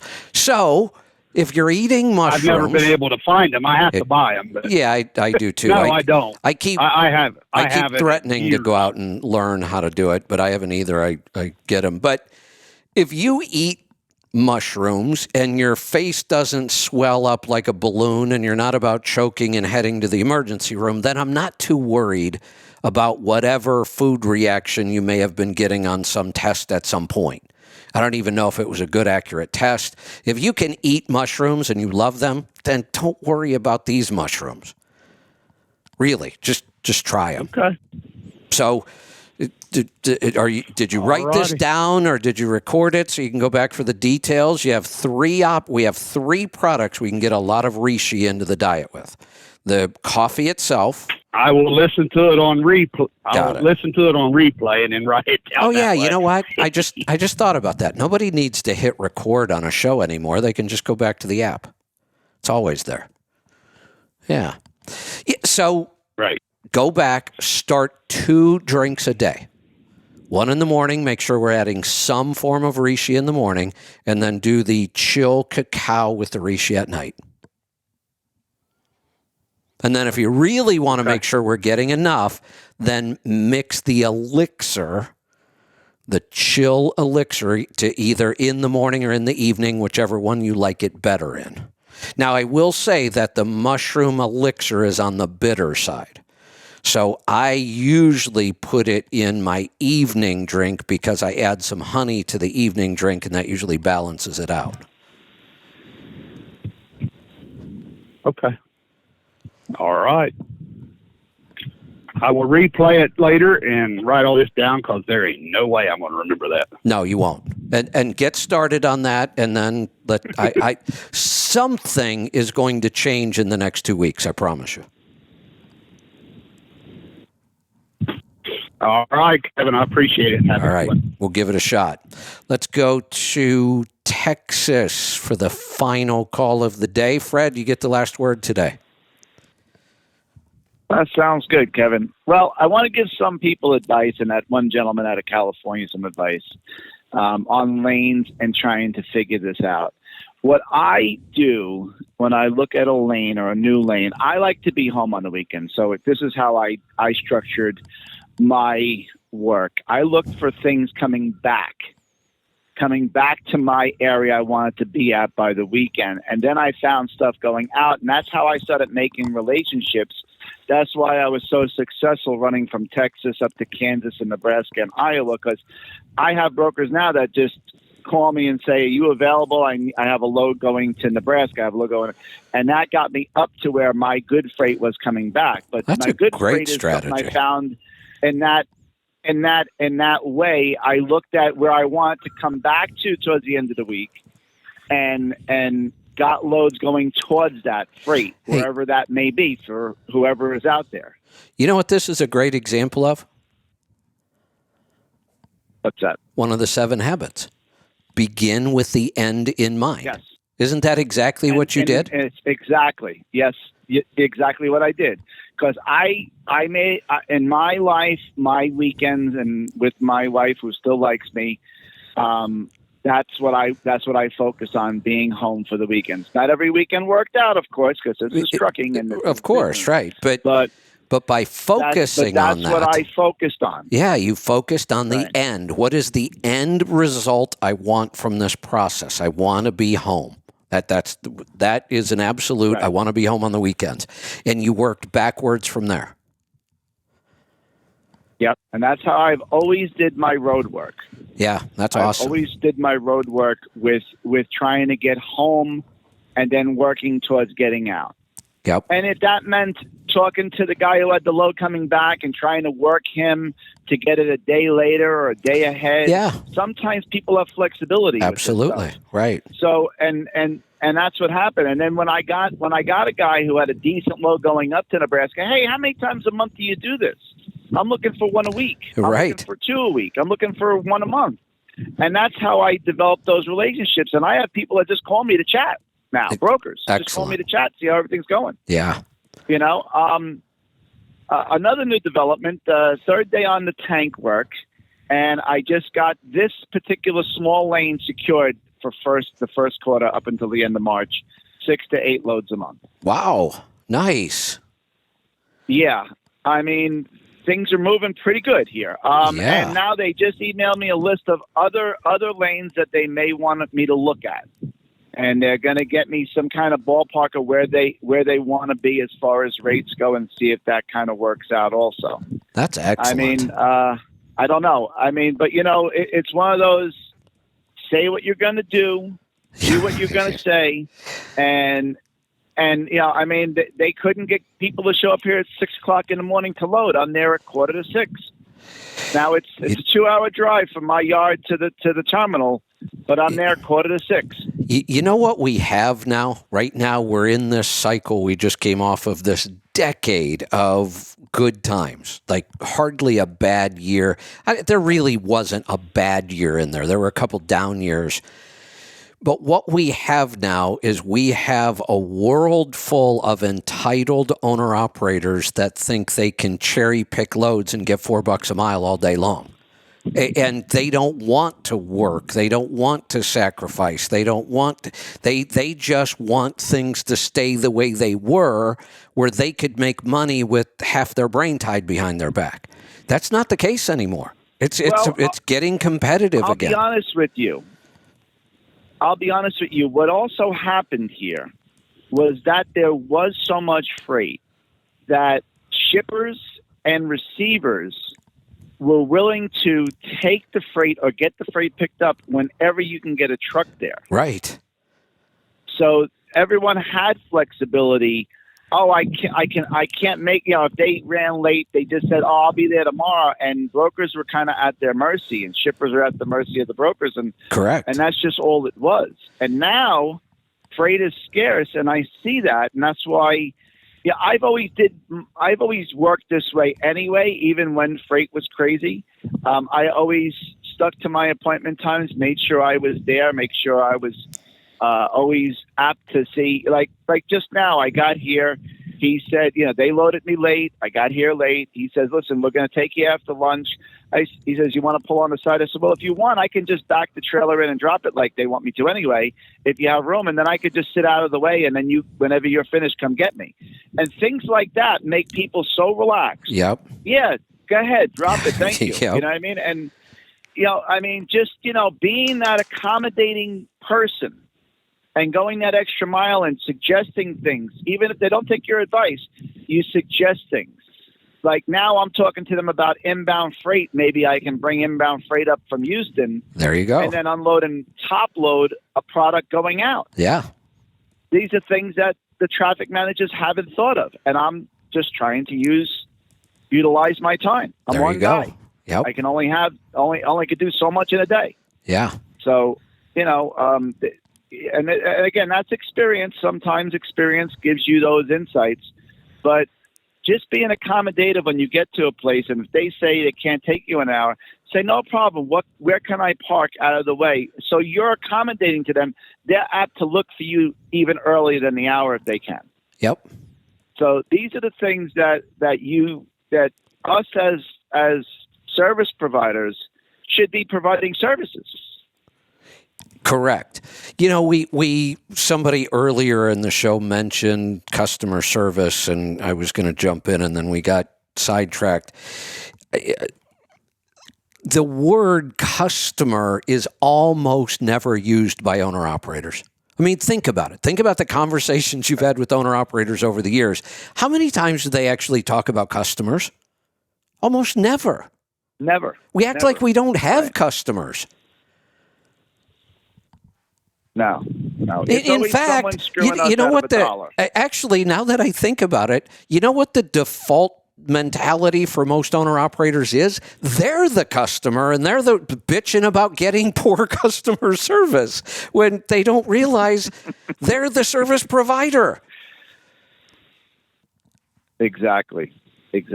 This is a service industry. Yes. This is what is known as a service industry. Like a fast food restaurant, they're a service industry.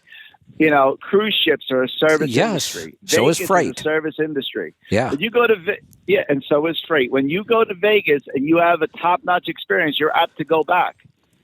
And the same thing here. If you're giving them top-notch service, they're apt to look for you for the next load. Yes. I have guys that I did one load for. They call me 6 months later. Hey, remember you did me that load to Kansas? Well, I have another load going to Arkansas. Can you help me? Yep. And then what I'll do is I'll say, you know what? Let me see what the availability of freight is in that area, and I'll call you right back. And that's what I do. Yeah. Because if I can help him get a load moved, and I can make money in that lane that week, I'll do it. Yep. And this is the relationships. And that was one load I pulled for a guy, 6 months prior, and I never worked for him again. But every once in a while, he'll call me. The average owner-operator's concept of customer service, or whatever is going on here, is that the brokers are all scum and they're all ripping him off. That's about all we ever get when it comes to brokers. And yet here, your mentality is, I am their service provider. If I can help them, if I can build one more relationship, that's one more tool in your toolbox, that changes everything. Yes, exactly. And that's, I deliver. You have to deliver. You have to go. Sometimes you got to go above and beyond. So the gentleman I'm working with on this account, it's a broker. I don't know what he's making, but apparently the carrier that they're kind of replacing here came in and cut the rate. So he put us on a three-way, and I said, listen, we're not going back and forth with this. I said to him first, I said, I'm not going back and forth. I'm not the cheapest guy in the room, but I am the best service in the room. There you go. At least I try to be. And he said, no, I agree with you. I said, this has to be good for all of us involved here. I said, you want a truck that's going to be there and going to handle your product like it's their own. You have a guy here who has 35 years of experience that can get that done. Here's another. Now, what's it going to make? What's it going to take for us to do this and not go back and forth? And they asked us to drop a little bit, shave a little bit off the edges, and him and I split the difference, and we were both happy with that. There you go. And here I am, 6 to 8 loads a month for That's the next awesome. 2.5 months. Here's something else we have to remember. Because, one of the things we talk about in business, it's dynamic. It's changing all the time. You got to stay on top of it. You have to be aware of what's happening. Here's what's happening right now that most people don't understand and won't be aware of. All the shippers around the country right now, what are they used to right now? They're used to paying the highest rates they've ever paid in history. We know that because we've been getting those rates. Record-setting rates. Right. That's what they are conditioned to right now. Rates are coming down rapidly. For them, rate isn't even important right now. What they want is service. They're happy. Rates are going down. You don't have to do anything. The market is going down. That's in the shipper's advantage. All of a sudden, they've been paying all this money to ship their freight for the last several years, and it just got cheaper. You don't have to really negotiate much on rate today. Focus on service. That's what they're looking for. They don't mind the rate. That was the point of that conference call. Yeah. Was I am the guy that you can go to.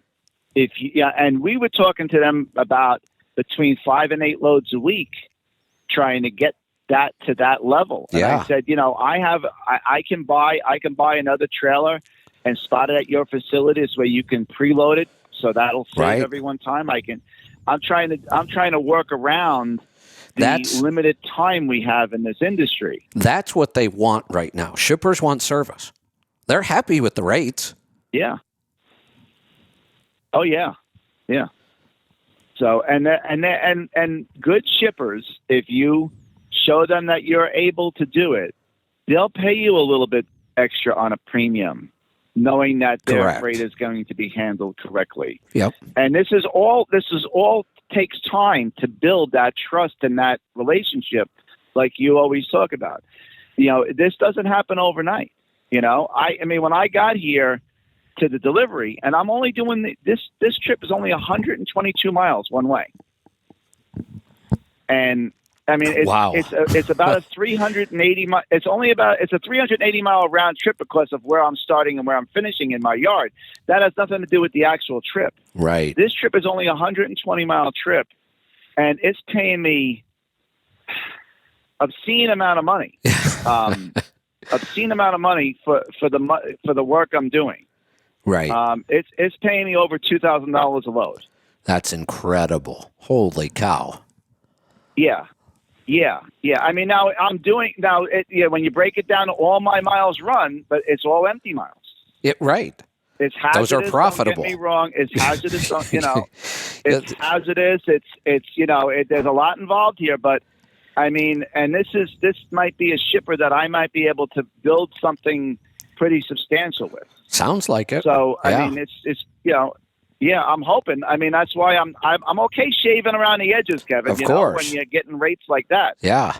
And when you make it sound like, hey, I'll help you if you're helping me, and all of a sudden you're my guy. After we hung up, they emailed the broker and said you're my guy for the first quarter, and we're gonna look to help to get more out of you. Fantastic. So it was a very, very excellent call, and I don't know where this leads. It may lead just to this first quarter, and who knows what happens, and that's okay.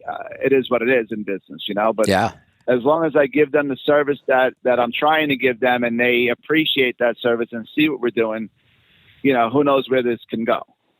So good stuff. Yeah. Well, listen. And the Rishi coffee. Yeah. For those who, I was struggling with stress trying to get this off the ground, and I started using the Rishi coffee because I was home a lot, and it got me back in shape. And then I shut it down last week because I just forgot. Night, and I was doing the chill, mostly the chill, and some with the coffee, and sometimes the cacao. I have both of those at home. Okay. And I have some of the other ones at home I just haven't used. But I'll tell you, I got my body battery back, and it was holding steady, like the gentleman said. I caught a little bit of that call, and it does work, people. As long as, like the man said, eating well, you're eating good, I can feel it, And I started using the sauna space over the weekend a couple while I was laying down watching TV. I had it on my, kind of aimed towards my side. Yeah. I should still be getting benefits, right, with that? Oh, yeah. I really like to keep the that single bulb sauna space set up. I'd like to keep it kind of directed at my head. Okay. That's what I had. I had it on the nightstand. Yeah. No, I kind of keep I had my shirt off, just laying in bed watching some TV. Perfect. You know, if when I wake up in the morning and I sit down to do my research, I turn it on and I just have it kind of 3 feet away, maybe shining kind of from the side at my face, the way my eyes are getting it, so it kind of stimulates the sun rising in the morning. I started referring to that thing as my happy light. And I do know that this is a factor for me. I love the sunshine. I think most of us do as human beings. And I live in a place where we don't get much sunshine in the wintertime at all. It's pretty gray and gloomy. And it affects my mood. Yeah. I know it does. This light really helps for that. Okay. Well, that's good to know. I mean, I've used it in the afternoons. I haven't used it early in the morning yet, but I am off tomorrow. So I may just set it up to where when I get up in the morning, I have it on me for the couple hours in the morning before all the fun stuff starts.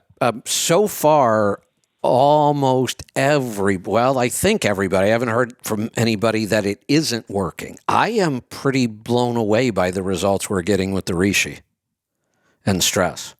It's pretty incredible, some of the results we're seeing. Yeah. I mean, I stopped posting for a while because it wasn't worth posting. It was so low for a while. Right. I just couldn't figure out how to get out of that funk. And I knew it was kind of my mind overworking because, when you're not working and you laid all this money, it just it overwhelmed me for a while. And I had to kind of make peace with that and just start thinking more positive and more grateful and more that there is a power to that. Being grateful for what you have as far as health and family and people in your life, not things. Things come and go. And, when I was a young man, it was about driving the BMWs and driving the Mercedes Benzes and having the jewelry and showing off. But as I got older, I drive a 20-year-old Ford pickup with 200,000 miles on it. I care about nothing about that. That's right. I mean, it's not even about the money you make. It's about the quality of time you spend. I'll tell you, I have something else if you have a few minutes. Sure. It's pretty wild. And so my daughter, up in New York, is my middle daughter. She's my daughter from my first marriage. She got an Ancestry.com DNA test. Her stepsister got her. And she's 31, and she decided to do it, and she didn't think nothing of it. Well, some guy messaged her Friday afternoon and said, I think we might be cousins. And she's like, I don't know what you're talking about. And he says, well, you're from New York? And she says, yes. He says, well, I'm originally from New York, and I got a hit that your DNA matches my DNA, and I think we're cousins. And he says, how old are you? And she says, I'm 30, 31. And he says,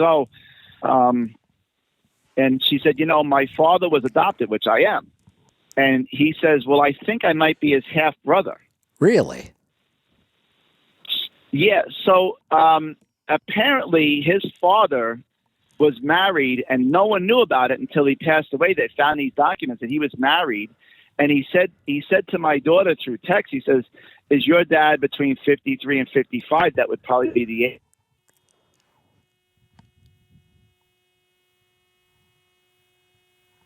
Uh-oh. Fred?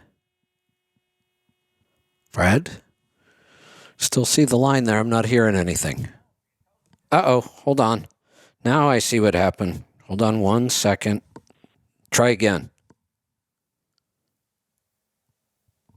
Hello? Oh, there we go. Okay. It was on my end. Yeah. Okay. It was on my end. Okay. Yeah. So he, I gave him my phone number.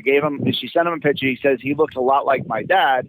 And so I talked to this guy yesterday, and the certain things. Remember, how I talk about strength and hand strength and all this other stuff? Yeah.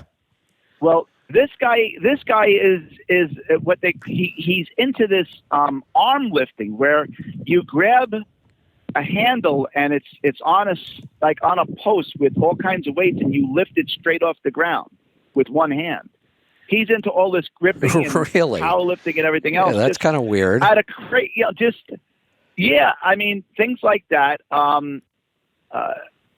it's just some of the things that he was telling me, which he shouldn't have known because, and just he has a similarity to me, not really look like me. My wife doesn't really see much of a resemblance, but I mean, I don't know. I never really had a desire to find this stuff out like some people do. I never felt the need for any other fulfillment in my life. My parents were awesome.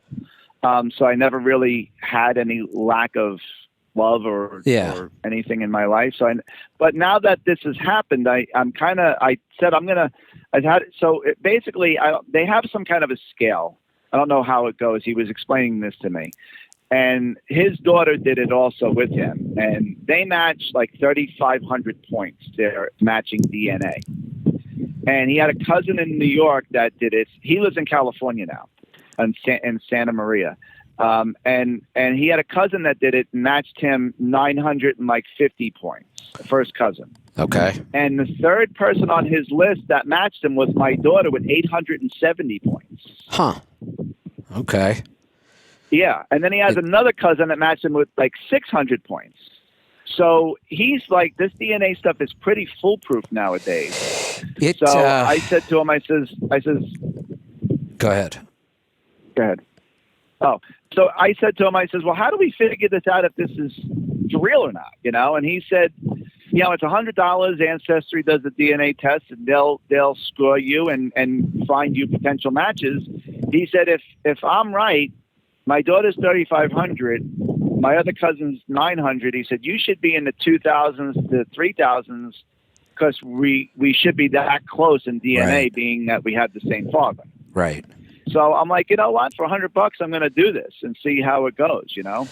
Yeah, this is. I did the DNA thing early on because I'm just a data freak, and now there's all this concern about now they have your genetics, and there is another side to it that they're going to get your damn genetics anyway. They know everything they need to know about us.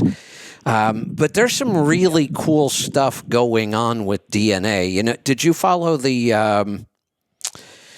Oh shoot! What was there was a killer in Florida or California, serial killer. Which one was it? They always name them out there.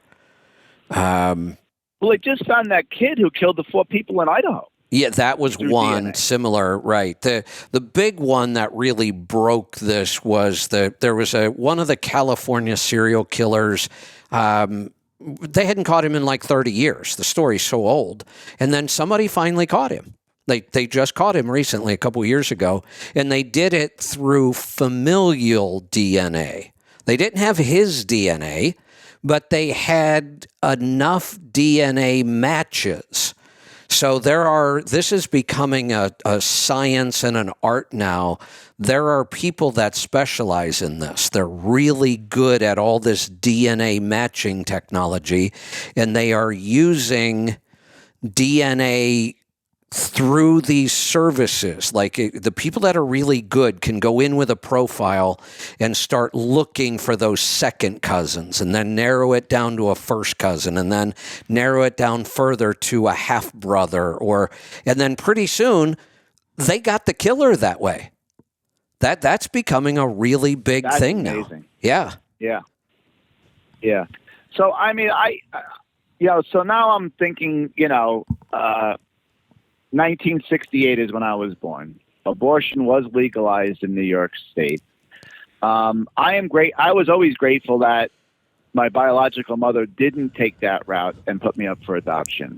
Yeah. And now I'm thinking more along the lines maybe to look her up just to give her some sort of closure that her decision wasn't a bad decision, that I did have a good life growing up, and maybe give her some closure in that way. Not that I want anything, and if she wants to know about me, of course I would tell her. But I think about it now because of my kids. I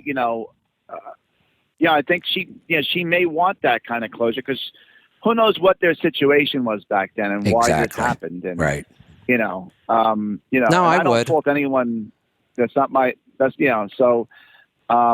I'm thinking along those lines, and this would be pretty cool to have. I guess I'm going to have 2 younger brothers if this happens. There you go. Right yeah, way. Go for it. So I'll keep you posted. It's just Yeah. something interesting that just kind of happened and kind of crazy, little things. For sure. This guy was telling me about my history here a little bit. If this comes out to be true. You want to hear another crazy thing? Apparently, if this is right, my biological grandfather was a general in Mussolini's army and wiped out indigenous tribes in northern Africa in a campaign. Wow. And he was wanted for war crimes and got smuggled out of Europe and came to America under an assumed name and lived his life under an assumed name here in New York somewhere. Wow. How's that for crazy stories? Yeah. That's interesting. I know. I don't know. Again, I mean, it would be him and I chatted for about an hour, I guess, about things, and just yeah, know, crazy. It's all great. right. So anyway, you have a great day. Everyone be safe out there. Sounds good. We're going to wrap this up. Man, that was a long show today. Great calls. We will see you back here tomorrow for the Power Hour. Be safe, be profitable, be fit and healthy. Always do the hard work and master the journey.